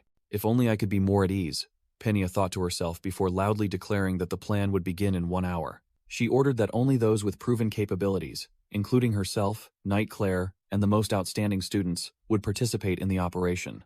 With a determined expression and her arms crossed over her chest, Penia affirmed that she would take full responsibility for all consequences. Suddenly, a frantic student ran up to report that they had determined the number of people remaining in the lecture halls. The student brought bad news. Both the Audrey building and the magical potion storage were under siege, meaning they could not count on reinforcements. Penia desperately realized that they were truly the only force capable of acting right now. Just then, a bespectacled person with purple hair interjected, insisting that there were still people in the library, an apprentice librarian friend and a second-year student. When the person shouted the name Elka Islan, the brown-haired young man with the fur-collared coat froze in shock. He grabbed the messenger, questioning them in shock, and was confirmed that Elka was trapped. Furious, he turned away, declaring that he must immediately go rescue Elka because she was defenseless. The black-haired strategist immediately stopped him, calling him Ziggs and advising him to calm down. Penia and the girl in the red cloak also intervened, stressing that Ziggs was the strongest among them and could not leave for the sake of the entire plan's safety. Torn between reason and emotion, Ziggs ground his teeth in frustration when reminded that there was another second-year student present. Penia turned to the messenger, pressing for the identity of the remaining person, but the messenger only trembled and sobbed. Losing all patience, Ziggs grabbed and shook the person violently, roaring for them to reveal the hidden truth. In extreme fear, tears streaming down their face, the apprentice librarian stammered. Finally, the name screamed out in desperation was Ed Rothstaler, and the image of a demon appeared in everyone's minds. In a panic, the apprentice librarian tearfully confessed that she had left Elka alone with that hateful guy out of annoyance. She explained that even knowing how terrible Ed Rothstaler's reputation was, Elka didn't care about the rumors. The other students were stunned to learn that Elka was trapped alone with someone of such ill repute. Seeing Ziggs about to act recklessly, Penia frantically called his name. The princess rushed forward, spreading her arms to try and block Ziggs's path. After a moment of tense silence, a tearful Penia made a proposal. She asked if everyone could try to trust Ed Rothstaler, just as a massive pillar of magical light erupted from the direction of the library. Penia's suggestion left Claire and the other students speechless, unable to believe what they were hearing. Even the calm student in the red cloak was stunned by the princess's decision. Ziggs didn't say a word, his face shrouded in shadow, only his blazing red eyes reflecting his fury. A loud explosion rang out as Ziggs unleashed his energy, throwing Penia and the librarian aside before he charged away. He roared a threat that he would spare no one who dared touch a single hair on Elka's head as he faced the pack of spirit beasts. With terrifying speed, Ziggs sliced through and destroyed the monsters, blocking his path. He screamed in utter rage, declaring that he would chop Ed Rothstaler into pieces. The scene abruptly shifted to a wilderness, where a hand traced tracks on the ground, identifying the recent passage of prey. Hidden in the tall grass, a pair of sharp green eyes watched the target. The tracker whispered as he locked onto his prey, a massive moose-like creature. In the northern grasslands of the Empire, a savage, lawless land, a curved blade arced into the air. The moose startled, sensing the deadly danger drawing near. From above, the mysterious hunter descended like a phantom, ready to finish off the prey in a world where only vigilance ensured survival. The flashback began, revealing Ziggs as a descendant of the nomads who wandered this land. Since he was old enough to fend for himself, he had always been alone, dragging his hunted prey without knowing why he had been abandoned. Before learning to read or trade, Ziggs learned how to kill to survive, bringing his spoils into town under the fearful gaze of the villagers. Malicious whispers surrounded him that he was a savage, even a cannibal, turning his life into that of a wild beast. Amidst that alienation, a voice suddenly rang out asking his name, causing Ziggs to look up warily. Standing before him was Elka Islan, a young girl with a radiant smile, showing no fear whatsoever. After a moment of hesitation, the wild boy spoke his name for the first time, Ziggs. Elka cheerfully replied that he looked like a wolf, walking on two legs, an innocent remark that changed his entire life. In that moment, Ziggs realized how long he had been wandering the plains. He had survived on animal carcasses and slept under the stars, like a wolf cub rejected by its pack. Tears streamed down his dirt-stained face. For the first time, Ziggs felt just how lonely his life had been. But then Elka's father welcomed him into their family, and that was the day Ziggs truly understood the meaning of loneliness, when he found someone he wanted to protect. Gradually, he became accustomed to civilized life, from warm bowls of soup to watching Elka summon a plant spirit. Elka personally cut Ziggs' long hair, transforming him from a wolf cub into a real person. Returning to the present, Ziggs faced the pack of spirit beasts, determined that in order to protect Elka, he would unleash his power, charging into the enemy like a storm. With a face contorted by anger, Ziggs roared, ready to revert to a beast if necessary. In his mind, the image of Ed Rothstaler appeared as a wicked villain, whose malicious rumors had been deeply etched into his heart. Driven by rage, Ziggs sprinted wildly through the corridor, the ground cracking beneath his every step. Finally, he stopped, panting, and roared the name, Ed Rothstaler, facing a wounded and utterly bewildered Ed.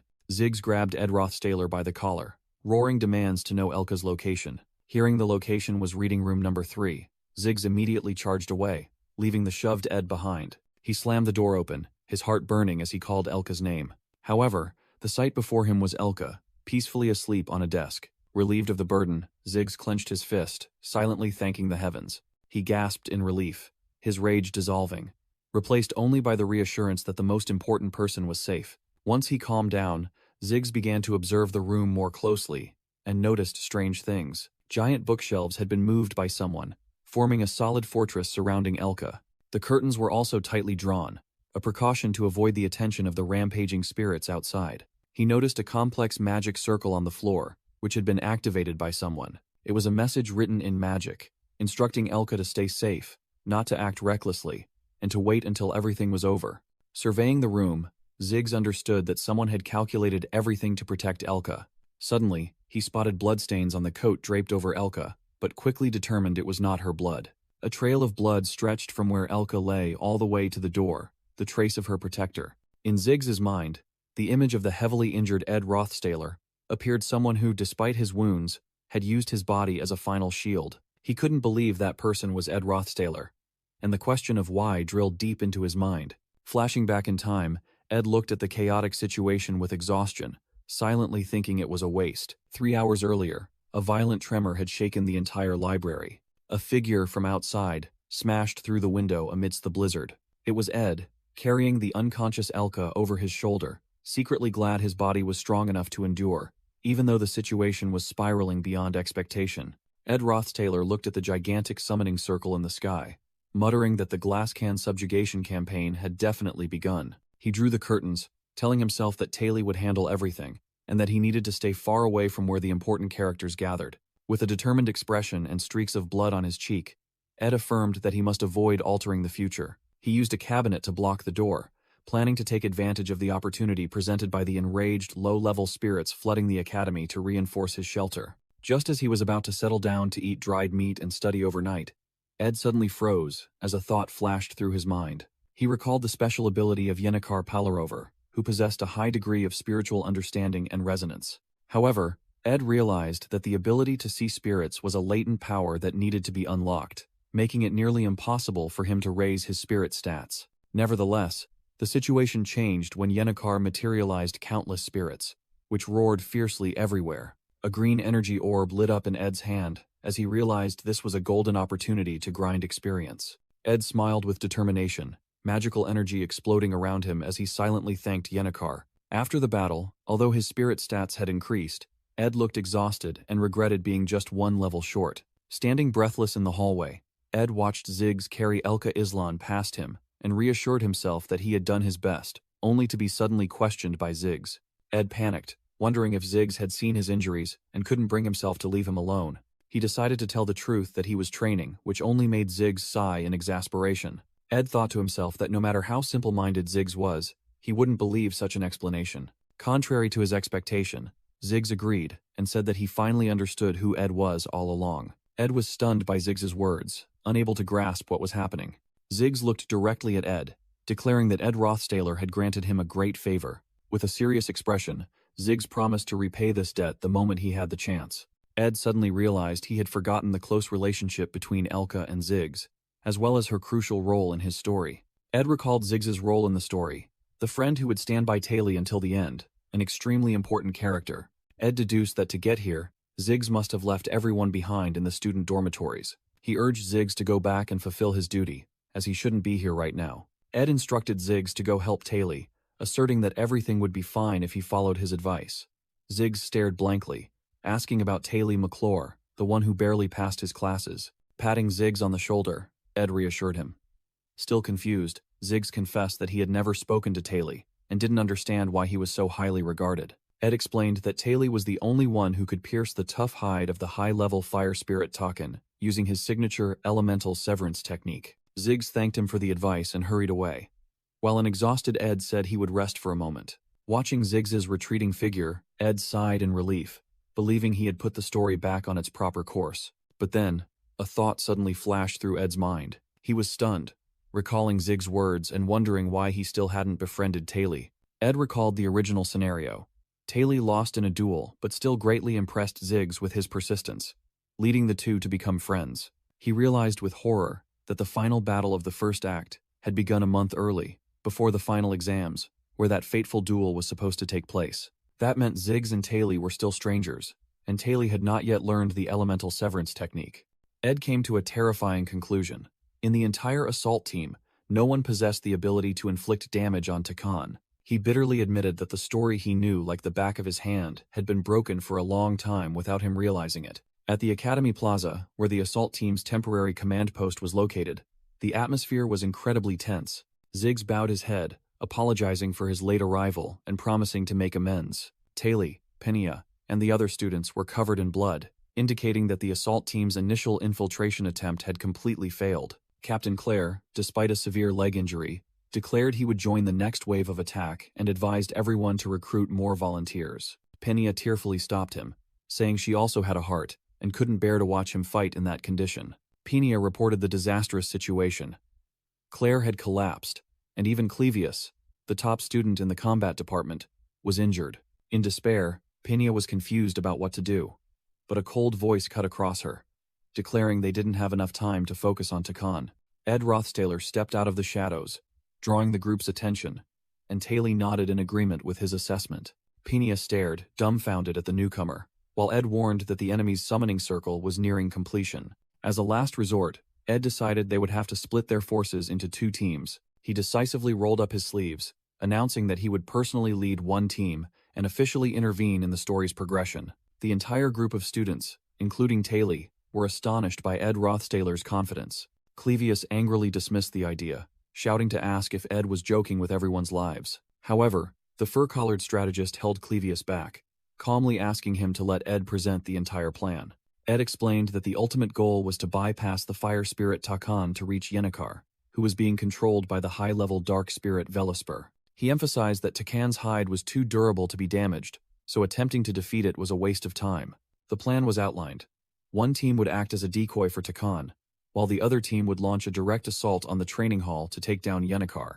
Lortel immediately objected, arguing that Takan was currently much stronger and that their previous safe retreat was purely luck. She further analyzed that if the decoy team failed, the assault team would have to face both Takan and Velispur simultaneously, a suicidal scenario. Ed coldly replied to Lortel that it could only be called a risk if there were better options, and the ultimate goal was to defeat Yennecar to neutralize Takan as well. He looked directly at the group and posed the most critical question: who would take on the role of the decoy?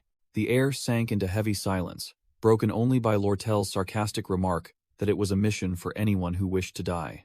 Amidst the silence, a hand was decisively raised. Clevius volunteered for the suicide mission, but Ed immediately rejected him, demanding that he participate in the main assault team. Clevius tried to argue, confident in his speed, but Ed simply placed a hand on his shoulder and told him he had misunderstood completely. Ed Rothstaler sternly declared that they were not choosing sacrifices and did not need to mechanically divide their forces. He designated the Takan decoy team to consist of only 3 people: Clevius, Lortel, and himself, causing Clevius to cry out in panic while Lortel coldly refused. Amidst the chaos, Ed grew frustrated, realizing there was no time left to argue as Clevius continued to scream and Lortel remained skeptical. Ed turned to Penia, admitting that all of her concerns were accurate. Penia tiredly covered her face.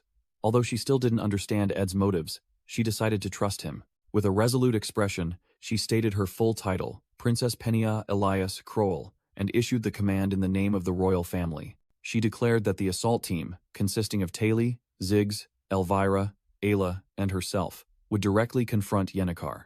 Meanwhile, the decoy team Clevius, Lortel, and Ed Rothstaler would carry out the mission of luring Takan away. Penia briefly instructed everyone that they were absolutely forbidden to die. Under her command, the assault team surged forward simultaneously, displaying ironclad resolve.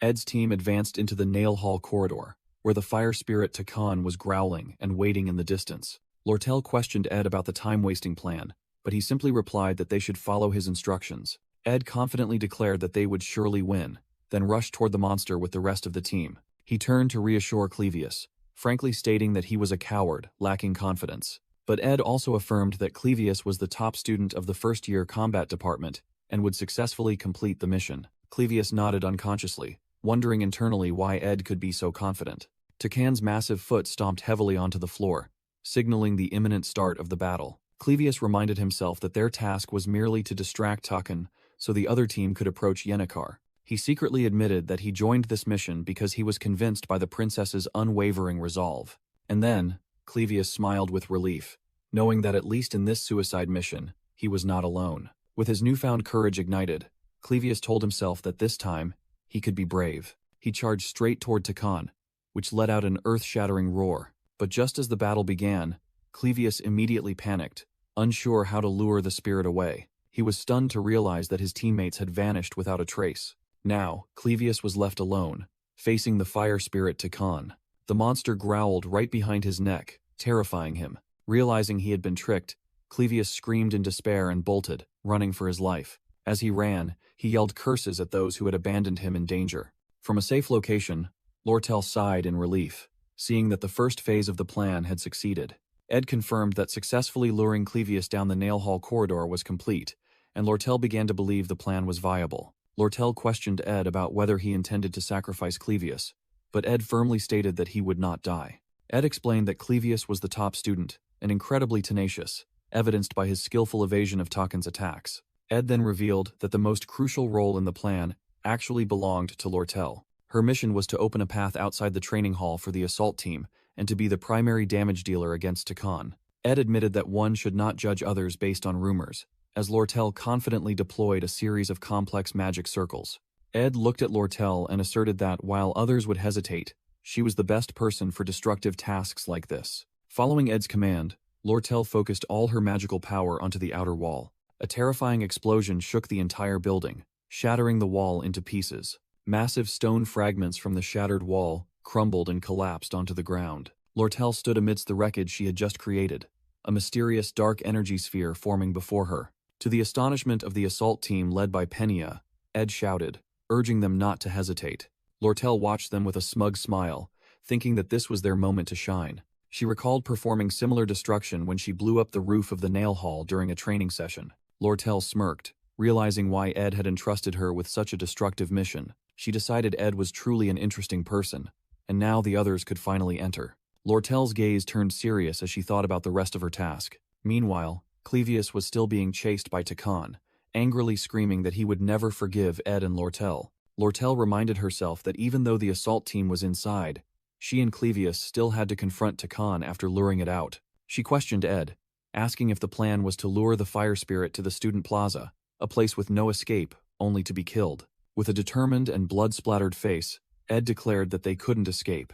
They had to defeat Token. Lortel countered, reiterating that no attack worked against its tough hide, citing her own failure during the training session as proof. Ed confidently replied that he could solve that problem, then told Lortel to prepare her magical attacks while he pulled out a mysterious bag. Ed began sprinting up the stairs, internally admitting that Lortel was right. He envisioned Lortel and Clevius coordinating their attacks, but to no avail. He knew that without the elemental severance attack, none of them could pierce Token's defenses. The memory of Token easily shattering defensive magic with a single roar only confirmed this. Ed burst through a door, determined to find a solution. Gasping for breath, he realized what they needed right now was overwhelming firepower. And then, he found Lucy, the world's strongest mage, sound asleep on the floor. Ed hoisted the deeply sleeping Lucy onto his shoulder, astonished that she could sleep so soundly amidst a battle, and muttered to himself that no one takes a nap at night. Having destroyed her own shelter and lost her favorite sleeping spot, Lucy sought refuge on this rooftop, a place where she often used to nap. In fact, she had slept through the preceding events because Yennekar's unstable condition had made Bel Maya extremely stressed and vigilant. Consequently, Lucy had exhausted her mana fleeing from Bel and fallen into a deep sleep, a convenient way to keep this overwhelmingly powerful character out of the final boss fight. But now, roused abruptly on Ed's shoulder, Lucy groggily caught the scent of dried meat. Ed swiftly produced a handful of the dried meat. Without hesitation, he crammed the entire portion into her mouth, declaring that this was no time to be picky. Perched atop a high railing, with a still dazed Lucy in hand, Ed fixed their target, the blazing lizard. He briefly questioned if he could throw her that far, but quickly reassured himself, drawing confidence from his military training. With a mighty yell, Ed launched Lucy like a missile, simultaneously shouting a warning for everyone below to take cover. The mage soared directly toward Token, who was still being engaged by Clevius and the fur-collar strategist. Mid-flight, Lucy burst into tears, letting out an incoherent wail about how awful Ed was. From his vantage point, Ed watched his living projectile hurtle toward its mark. The moment she made contact, a massive surge of purple arcane lightning erupted from Lucy. The magical energy expanded into a blinding blast, completely engulfing the immediate area. Clevius and the other student were violently flung away by the horrific shockwave, screaming in terror. Ed gripped the railing tightly, straining against the intense force of the blast wave. He narrowed his eyes, recognizing this as the critical, decisive moment. Toon, the high-ranking fire spirit, stumbled as its stone-like hide began to fracture under the force of Lucy's magic. Sensing the enemy's sudden vulnerability, Ed decided to leap down, determined to claim the massive experience reward. A pink aura enveloped Ed. He had come too far to miss the chance to personally deliver the finishing blow to the monster. In a distant memory, Yennekar's mother affectionately held her daughter, speaking words of love and pride. However, the praise from her friends and the expectations of her teachers became an invisible burden. The pressure grew immense as they asserted that without Yennekar, the second-year class would have been a failure. Finally, the image of young Yennekar shattered in the dark void, enveloped by surging dark energy. Her bloodied bare feet trod upon shards of broken glass, symbolizing her collapse under the weight of toxic praise. A massive explosion echoed, pulling reality back into focus. The assault team, led by Taylor, arrived at the scene, facing a horrifying sight. Yennekar, with blazing red eyes and a demonic smile, was bound in dark shackles, greeting them. Behind her, the colossal shadow of the dark spirit Velasper emerged, its bloodshot eyes fixed on the group of students. Velasper roared, spreading its devilish wings and swooping down to attack. Meanwhile, Ed was rushing forward frantically, telling himself that the final battle must end before dawn. He skidded to a sudden stop, arriving just in time. Ed arrived just as Toon was preparing to unleash a fatal blow on the panicked Elvira Aniston. A strange red-haired mage asked him about Lucy, and Ed replied that she was exhausted and unable to deliver the finishing blow. Indeed, Clevius was attacking hopelessly, while Lucy lay sprawled on the ground, admitting that Toon was too resilient. Ed immediately grabbed the red-haired girl's hand, declaring he would finish off the monster himself, despite her protest that he was also a mage. Faced with Clevius's helplessness and pathetic cries for help, Ed flatly dismissed his capabilities. He looked directly into the mage's eyes, asking her to trust him and hold Toon back, staking his life on her actions. The red-haired girl sighed, thinking to herself how easily Ed placed his trust and his life in the hands of others. She watched Ed resolutely stride toward Toon, while he asserted that risking his life was not a gamble. Ed, with a determined gaze amidst the chaotic battlefield, declared his action to be an investment. From another location, Lortel smiled meaningfully, musing that investment was precisely her specialty. Meanwhile, the red-haired mage cooperating with Ed also expressed her trust, stating that she preferred him over the princess, who only relied on her lineage. The girl unleashed a barrage of sharp ice crystals, declaring that since Ed had entrusted his life to her, she would entrust her life to him as well. Ed decisively stomped his foot on the ground, signaling the official start of their coordinated attack. Toon roared, ignoring Clevius, who was screaming and fleeing in panic behind Ed. The high-grade fire spirit let out an earth-shattering bellow, its dark power surging. Ed thought to himself that both sides had reached their limits, and he completely understood Clevius's fear. Shaking off his fear, Ed let out a battle cry, charging straight toward the colossal monster. He channeled green mana into his hands, gritting his teeth as he realized he needed to get even closer. Suddenly, Ed's eyes widened in astonishment as a colossal pillar of blazing red energy appeared in the sky. Clevius was also stunned witnessing the sight, panicking and unable to understand what was happening. Ed immediately recognized it as the technique, the right arm of Glasscan, meaning Taylor's group had begun launching their final attacks. He understood that this proved the main storyline was proceeding correctly. However, Ed also realized the timing was terrible, as such a spectacular sight would certainly distract everyone. Just as predicted, Toon lifted its head, drawn by the explosion above, and began accumulating a stream of purple energy. Just as Toon's dark energy was about to be fired, a sudden blizzard of ice crystals struck from below. The red-haired mage did not miss the opportunity. She shouted a signal to Ed, while Lortel had also taken action. Toon blinked, momentarily stunned by the surprise attack. Ed slid across the ground, the green energy in his hand ready, determined that he would not miss this chance either. With a resolute expression, Ed unleashed the magic attack he had practiced thousands of times. A sharp stream of green energy, called the Wind Slash, was fired at terrifying speed. The magical slash tore through the air, severing the head of the high-grade fire spirit Toon. The colossal monster let out a final roar before disintegrating into countless fragments of purple energy. A series of notifications appeared, confirming Tokun's defeat and that Ed's spirit-related stats had skyrocketed. After unlocking the spirit contract ability, Ed's mind immediately focused on the real danger, Taylor. Elsewhere, a massive dark weapon hovered in the sky, and Taylor was facing it alone. That demonic weapon flared, painting the entire sky a deadly red. Colossal blades plunged downward, aimed directly at the academy grounds. An earth-shattering explosion occurred as Taylor used his sword to block the destructive attack. His hair turning white from the exertion of power, Taylor proved his protagonist qualities in Ed's eyes. The residual dark energy cracked and gradually vanished into the air. When the battle finally concluded, Ed and his red-haired comrade looked into the distance, with the unconscious Lucy beside them. As dawn broke, the survivors quietly rested beneath a tree. Ed pondered those who constantly spoke of staking their lives. He concluded that most of them, unlike the comrades beside him, were merely cowards. The red-haired mage looked annoyed by Ed's silence after they had just faced life and death together. She extended her hand and decided to introduce herself properly. "I am Lortel Caheland." Ed was slightly surprised, but he responded and took her hand. Immediately, 3 gold coins appeared in his palm, while Lortel mused that this time, she had won the bet. With a smug smile, Lortel declared that Ed had let down his guard and now owed her a favor. She smiled meaningfully, promising to see Ed again, making him secretly anxious as he wanted no involvement with her. Suddenly, the sound of rustling footsteps echoed behind Ed. A voice rang out, declaring hatred for him and asserting that he knew exactly why. It was Taylor, his hair now white after awakening his swordmaster power, making Ed secretly acknowledge how cool he looked. Ed looked up, confused about what was happening. Contrary to his words, Taylor bowed deeply, sincerely thanking Ed for saving his life. Clevius immediately protested vehemently, shouting at Taylor not to bow before a scoundrel like Ed. The entire group simultaneously glared and irritably demanded that Clevius shut up.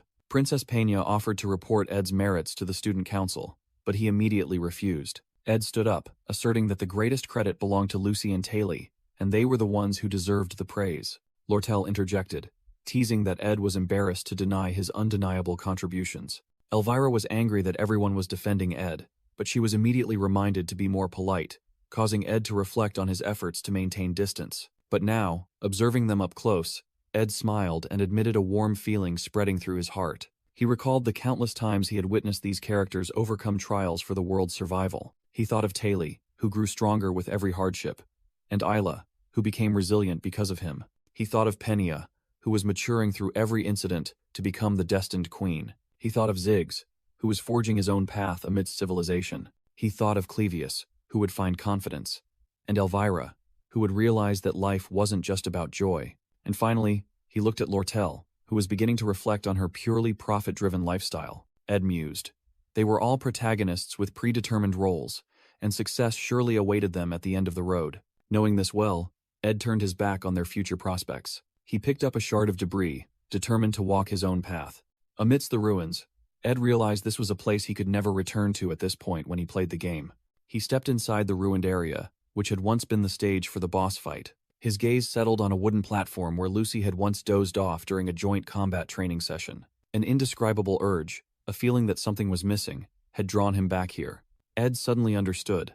For the protagonists to shine brightly under the spotlight, someone had to silently retreat into the background, and that person was Yennecar, curled up inside the box.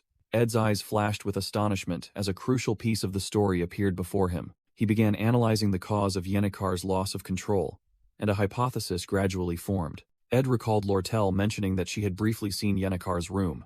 The room was filled with gifts, all expressions of genuine appreciation. Yennecar's desk was so overloaded with presents that there was no space left for books or notes. The encouraging messages plastered on the walls had become massive boulders weighing down her shoulders.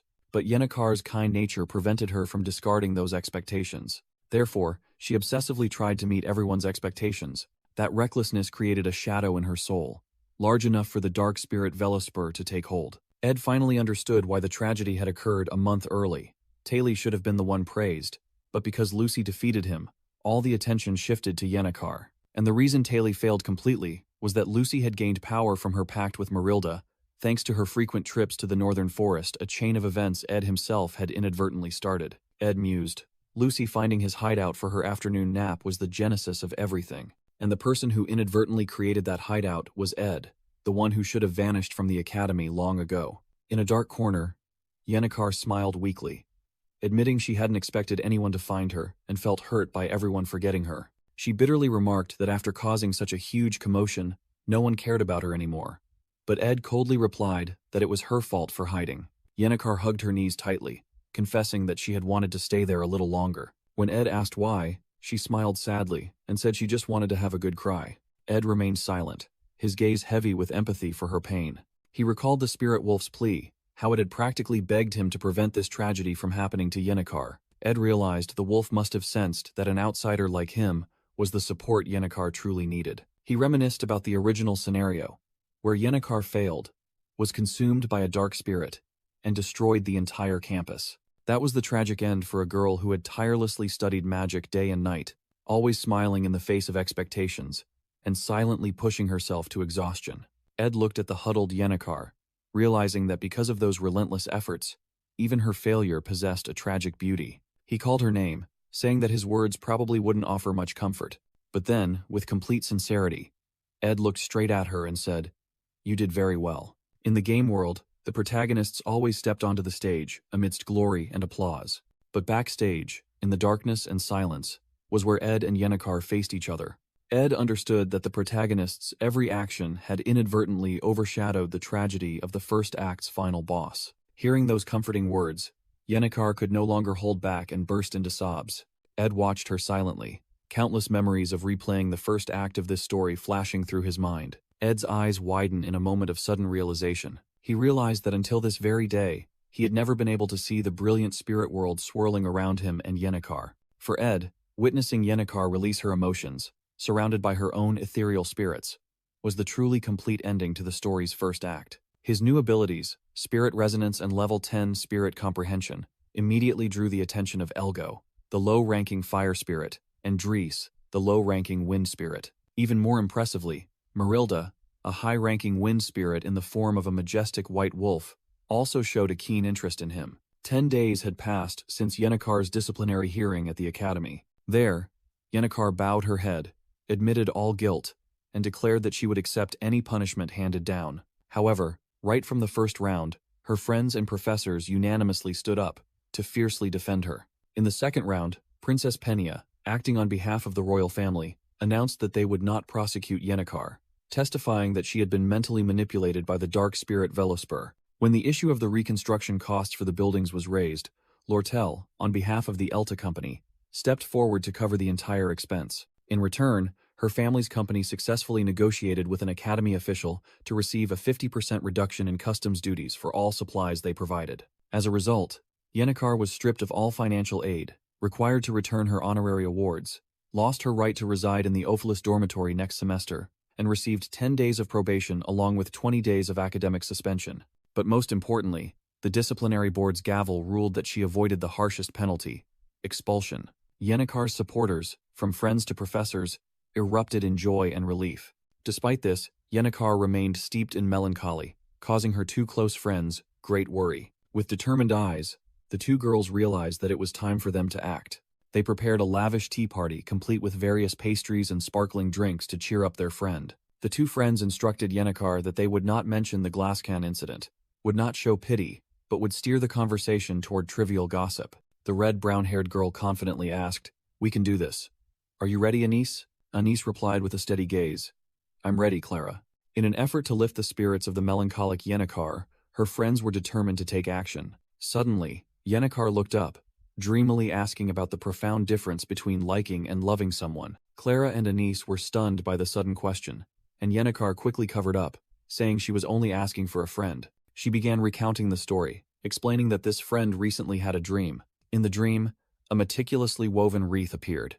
The friend, in the form of Yennecar wearing a white dress, was sitting in the middle of a picturesque flower field. She looked up and offered a greeting as a familiar figure approached. It was Ed Rothstaler, appearing splendidly like a prince on a white horse, and calling her name. Yennecar affectionately placed the wreath on Ed's head, confessing that she had made it for him. After recounting the scene of the two playing happily in the dream, Yennecar misspoke, allowing Clara to shrewdly realize she was lying. As Yennecar was currently under house arrest and couldn't meet anyone, Anise cleverly seized the opportunity, curiously asking for more details about what the friend had recounted. When Yennecar confessed that the person's image kept appearing in her mind, Anise suddenly made an excuse to leave, leaving Clara speechless. Yennecar innocently waved goodbye, while Clara internally vowed to be extremely cautious to protect her friend's fragile heart. Clara panicked at the thought of rumors that Yennecar Palarover was in love spreading throughout the academy at lightning speed. Yennecar reassured Clara, suggesting that perhaps things weren't as complicated as her friend thought. Regaining her composure, Clara smiled gently, agreeing that emotions like love or hatred were inherently difficult to express. She sincerely advised Yennecar, or rather, her friend, that being honest with one's feelings was the best course of action. Clara also didn't forget to warn about the danger of gossip, making Yennecar jump as she realized she needed to be more careful. Thanking Clara for listening, Yennecar said goodbye to return to her dormitory and write her statement, leaving Clara sitting alone in contemplation. Clara waved goodbye to her friend, sinking deep into her own thoughts. In a luxurious room, Clara buried her face in the table in extreme relief, whispering to Anise that she had finally done it. At the same time, Ed Rothstaler was contemplating his financial situation. Thanks to Pennia's intervention, he no longer had to worry about tuition fees for the next semester. With the gold coins he received, he happily purchased a complete box of necessary tools. While walking through the academy forest, Ed unexpectedly encountered Yennecar standing alone, fidgeting nervously. He thought to himself that he had deliberately avoided her for a while. But now that the first act was over, and Yennecar was no longer the final boss, perhaps things were different. Ed decided it was time to talk to her more, so he approached and asked about Yennecar's probation period. Startled by the sudden address, Yennecar jumped, retreated in panic, and then tripped while trying to run away. After briefly hiding behind a tree, she gathered her courage to greet Ed again, telling herself she must be honest about her feelings. However, this task seemed too overwhelming. Yennecar quickly covered her face and dashed away, shouting that she had business at the Ophelis dormitory. Ed stood dumbfounded, wondering how someone like him could make the kind Yennecar run away, quite an astonishing achievement in a way. Pushing the strange encounter aside, he decided he needed to keep busy too, reaching for a saw from his toolbox. Standing in a clearing, Ed resolved that it was time to build a log cabin for himself. The first day of the project was marked by a notch carved into a piece of wood. He chose a spacious, shaded area and began the work of leveling the ground. 2 more days passed, and the project entered its 3rd day. On the 3rd day, Ed began gathering wood, a task that proceeded surprisingly smoothly thanks to the countless times he had practiced the wind-slash technique. By the 6th day, he paused construction to take the final exams and achieved excellent results, especially in the theoretical subjects. However, Ed noticed that Yennecar was still constantly avoiding him, fleeing in panic whenever she saw him in the academy hallways. Her friends, Clara and Anise, always looked at him with angry, warning glances, as if ordering him to stay away. By the 18th day, having gathered nearly all the necessary wood, Ed wondered if anyone had ever practiced the wind slash as much as he had. Day 20 of the vacation began, and Ed was able to dedicate all his time to building his camp. When checking his traps, he was astonished to find Lucy sound asleep inside one, and decided not to use dried meat as bait anymore. By day 27, Belle Maya, the head maid of Ophelis Hall, came to visit, bringing herbs and inquiring about his relationship with Yennecar. When Ed explained that he must have upset Yennecar, Belle simply tilted her head in confusion.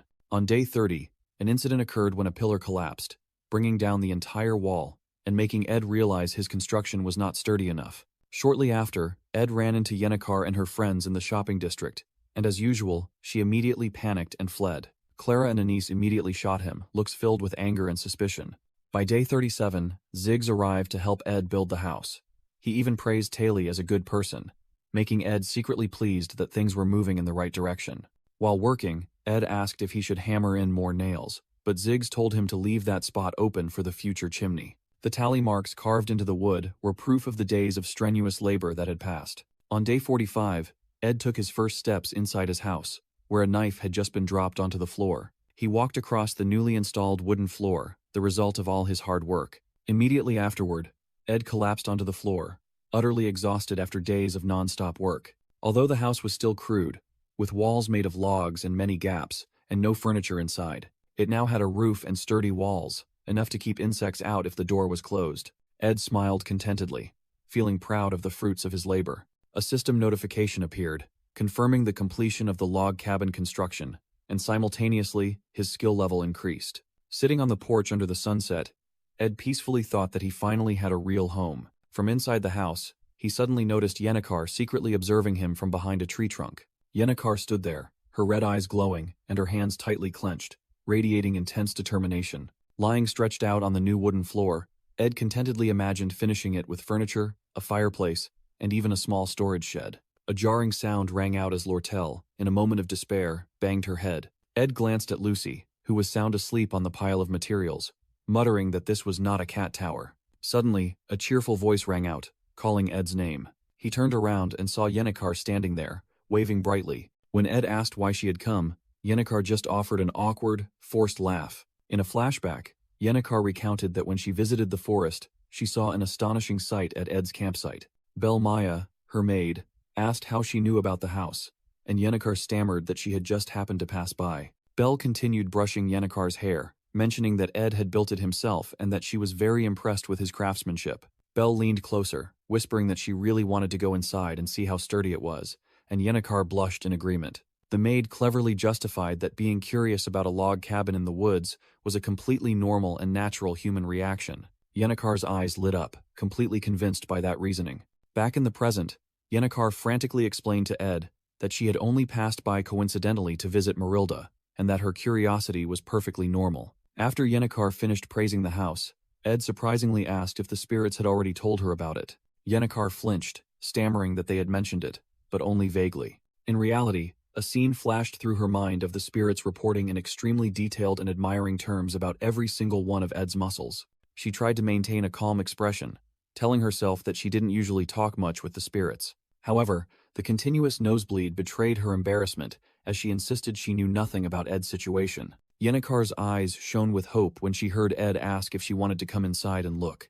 With a proud smile, Ed opened his arms and invited her to tour the log cabin he had just finished. Yennecar blushed, her eyes filled with surprise and joy at Ed's invitation.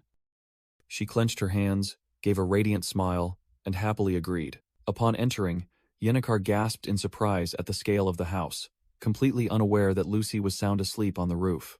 Under the night sky, the flickering campfire created a cozy atmosphere. Yennecar held a cup of warm water, thoughtfully admitting that she carried an enormous debt of gratitude. She worried about how to repay everyone, from the princess, Lortel, to the friends who had offered help. Ed listened silently, his gaze intently following her every confession. He suddenly spoke up, suggesting that she didn't need to repay them if she couldn't, which stunned Yennecar with this completely new perspective. Ed understood that the burden of everyone's expectations and kindness was the underlying reason that had pushed Yennecar to her limit. Her decision to move from the luxurious Ophelis Hall to the old Dex Hall was also because she didn't want to incur any more debts. But having to live in a cramped room and face endless admiration felt no different from being imprisoned. Ed realized that the vicious cycle of her problem had not yet been broken. Therefore, he gently suggested that she could come here anytime she wanted to find a private space. He said he would leave her in peace, giving her the space she had always longed for. Yennecar was silent for a moment before the sincere offer. Then, a happy and relieved smile spread across her lips, and she confessed that it truly made her happy. Yennecar offered, hoping that if Ed ever faced difficulties, he would come to her first. Ed listened intently to her offer. With a confident smile, Yennecar promised that she would definitely help him. Ed smiled back, a new understanding and connection having formed between the two of them. Ed Rothstaler mused, sensing an impending predicament.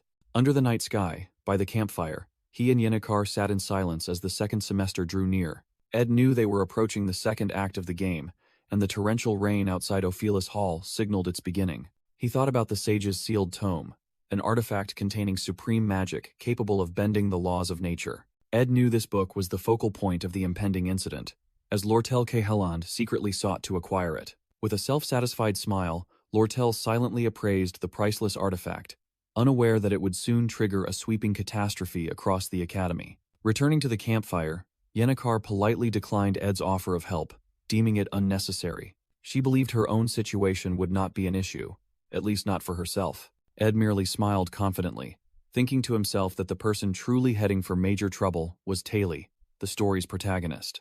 A new chapter began, titled The Occupation of Ophelis Hall, signaling a major conflict. The narration explained the luxurious privileges enjoyed by the students of Ophelis Hall, creating a vast disparity.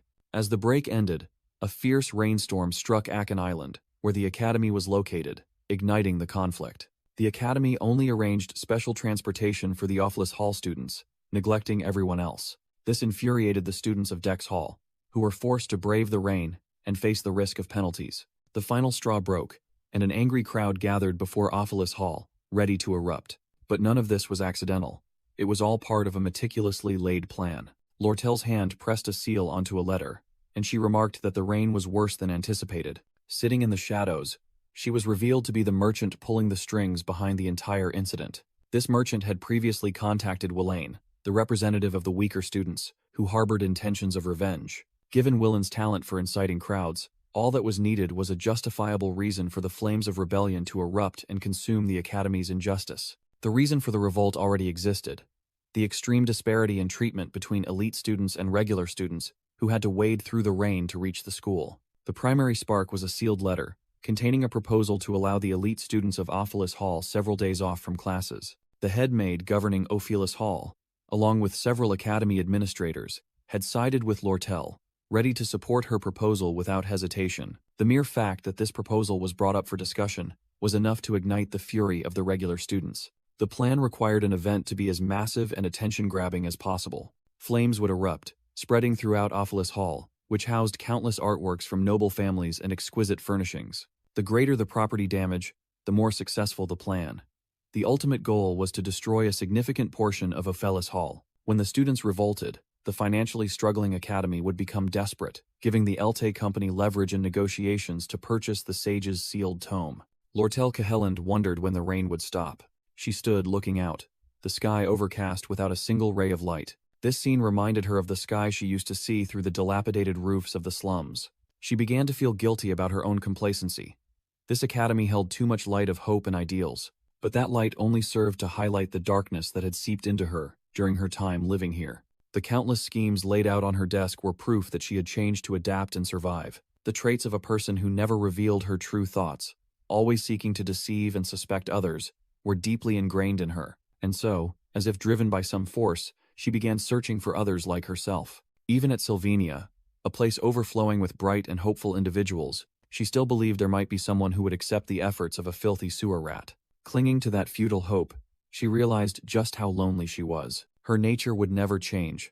To survive, she would always be the harsh truth hidden behind the stage, a mastermind. Under the pouring rain, an enraged crowd of students gathered before Ophelis Hall, raising their fists and shouting demands for justice. Willain, the protest leader, yelled out their demands, while Ed recalled the game's original scenario, where the protagonist had to quell the rebellion orchestrated by Lortel. Inside, a panicked maid was about to raise the alarm when a mysterious hooded figure silently approached from behind, just as Ed remembered the role of the sub-bosses in this event. Ed recalled the attacker's identity: Decoy Tate, the first-floor sub-boss, who quickly subdued the poor maid. As Tot carried the struggling maid away, Ed remembered his role was to clear out the first-floor guards after being recruited by Lortel. Next, he delivered a powerful kick that shattered the building's main door. The door flew open under the impact of the immense force. The crowd of students outside was stunned to see the door suddenly swing wide open, exactly as planned to allow them to flood inside. Without hesitation, the protesting crowd screamed their slogans and began pouring into the building. Ed knew that, according to the scenario, Decoy Toddy would stand here to block the path of the protagonist's party. Willain stared at the hooded figure, realizing this was the person Lortel had recruited for their plan. The figure confirmed his mission, while Ed secretly pondered the role that should not have belonged to him. When the hood slipped down, Willain froze, realizing the guard was none other than Ed Rothstaler, someone who should have been completely uninvolved. Ed desperately wondered how fate had thrust him into the role of a sub-boss in this chaotic event. The scene abruptly shifted to a sunny day, signaling a change in the timeline. A status window appeared, listing Ed's pathetic combat skills, with his archery expertise only at the beginner level. He touched the ground, once again facing a harsh truth about himself.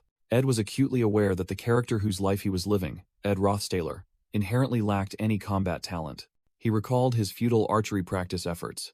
Even after a semester and a half, his skill remained stagnant. Deep in thought, Ed suddenly stopped short, seemingly sensing something unusual. Ed reflected that various visitors, such as Belle Maya, had stopped by his place. These visits were becoming increasingly frequent, such as Ziggs coming to train every morning. He felt that more and more people, including armored strangers, were discovering him living alone in his log cabin in the northern forest. Among those frequent visitors, 3 were particularly noteworthy. The first visitor was a genius mage, who appeared randomly. Lucy peered inside curiously, bombarding him with questions about building an extra back door and a chimney.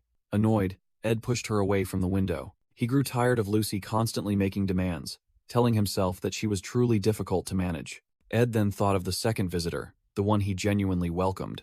Yennecar Palarover cheerfully brought a bowl of eggs, mentioning that Belle had suggested it. She enthusiastically shared laundry tips, suggesting stomping on clothes in boiling salt water. Since Ed had allowed it, Yennecar came every day, helping him with chores and chatting with the spirits, making him immensely grateful. Ed sincerely complimented Yennecar, saying she was the best and knew so many things. Hearing the praise, Yennecar blushed and awkwardly turned away. But then, her expression suddenly darkened as she asked about the frequency of Lucy's visits, making Ed realize he sometimes couldn't understand her. Under the moonlight, a voice echoed, remarking that he seemed busy. The third visitor approached, who was the main reason Ed was contemplating all these matters. Lortel Keheland, accompanied by the white-haired headmaid, stepped forward and said she had been waiting for him. With a smile, Lortel, known as the Golden Daughter, offered that she needed Ed's help. Ed broke out in a cold sweat, recalling that Lortel was the mastermind behind the events of Act 2 and was likely recruiting for her plot to seize Ophelis Hall. Although determined to refuse internally, Ed still had to listen to Lortel's sigh, saying she didn't want to have to go this far. He suddenly realized a horrifying truth. The story was deviating because Tada had fainted, an event that was never supposed to happen in the script. In a panic, Ed grabbed Lortel, demanding in a harsh voice that she explain everything, leaving the young lady stunned. Ed recalled the sequence that should have occurred. Tada was supposed to pick a fight with Taylor in front of Lucy and the other students. In that original scenario, the instigator had yelled an insult, calling the opponent an insect even worse than Ed Rothstaler. Immediately afterward, a devastating punch answered the provocation. The instigator collapsed to the floor, defeated just enough by Taylor to ignite the subsequent events. Lortel revealed that Ziggs had been furious upon witnessing the scene, but no one knew if he was defending Taylor or defending Ed's honor. Returning to reality, Lortel gave Ed a simple task. The maid Elris would provide the key, and he only needed to open the doors of Ophelis Hall for the rebellious students. With a meaningful smile, she explained that she needed someone she could be certain wouldn't reveal anything once everything was over. Ed bitterly realized he was chosen precisely because his reputation was already so terrible, making him the perfect scapegoat for Lortel's plan. Lortel brought up Ed's expulsion from Ophelis Hall, suggesting he must harbor intentions of revenge. Ed coldly replied that he had no interest in revenge, which surprised Lortel slightly. However, he still said he was willing to listen to the offer, deciding to play it by ear. Lortel smiled triumphantly, naming a price of 20 gold coins, while Ed secretly resolved to bring the story back on track. Ed accepted the deal and shook Lortel's hand, telling himself he had to rearrange everything. Heavy rain began to fall on Ed's log cabin roof. Sitting by the fire, Ed pondered Lortel's plan, seizing Ophelis Hall to push the Academy's finances to the brink, paving the way for the next chapter of the story. In the future, this plan would succeed, allowing Lortel to establish her own company right within the Academy to confront Princess Penia and the Student Council. The conflict between the idealist Student Council and the pragmatist company would erupt, and the balance of power would tip toward whichever side secured Taylor's support. Ed Rothstaler flipped through his notebook, telling himself he had to be pragmatic and choose the side with the highest chance of victory. Just then, Yennecar Palarover unexpectedly appeared in the pouring rain, quickly wringing out her soaked uniform and lamenting that she thought the rain had stopped. Sitting by the warm campfire, Yennecar expressed sympathy for Ed's difficult life, but he merely replied that he was used to it. She suddenly remembered that the break was ending, and she had to move out of Ophelis Hall soon, as there were too many items she couldn't take to her smaller new dormitory. An idea struck her, and Yennecar happily offered to give Ed her surplus items like blankets, pillows, and lanterns. She enthusiastically listed countless other essential items, leaving Ed speechless as he listened. Yennecar smiled, explaining that throwing them away would be a waste, and Ed responded with an approving smile. Having received his agreement, she joyfully exclaimed, promising to bring everything over as soon as she moved out of Ophelis Hall. After a moment of silence, Yennecar suddenly asked Ed about Lucy, wondering if she was always so quiet. Ed looked up at Lucy's silhouette on the roof and thought to himself that her extraordinary power must surely come with a heavy price. Lucy had always been running from her fate, but rainy days like this forced her to confront her past decisions. Ed explained that Lucy only acted that way when it rained, and that he usually ignored her, causing Yennecar to exclaim delightedly, believing he was indifferent to the girl. Suddenly, Ed remembered something important and turned to ask Yennecar, confirming that she was still staying in Ophelis Hall. He envisioned the scene when the occupation began. The protective enchantments would activate, trapping all students in their rooms. With a serious expression, Ed asked Yennecar for a favor, and she immediately agreed. He began to set up a meeting, inviting her to a certain place around 9 o'clock tomorrow evening. Ed specified the location as the Rose Garden in front of Ophelis Hall, which surprised Yennecar. Too shocked by the sudden invitation, Yennecar flushed, stammering as she asked again, while Ed could only think that he had no other way to explain it. He simply wanted to get Yennecar safely out of the building, to a dry place that wasn't too far away, just in case of trouble. Despite her confusion, Yennecar jumped up and hesitantly accepted Ed's proposal. Yennecar quickly said goodbye and ran off into the pouring rain, leaving Ed standing stunned and alone. Ed could only sigh as he watched her retreating figure. He mused that this rain would only cease on the first day of the semester, when the sky turned clear again and the forest began to carry the scent of autumn. Sitting alone on his porch, Ed realized the long, drawn-out vacation was about to end. In another academy building at 9 in the evening, someone else was also contemplating the need for more training. That was Ziggs Eifelstein, pushing himself to exhaustion during a training session and blaming himself for letting his temper upset Elka. He gently placed his feet on the floor after finishing his practice.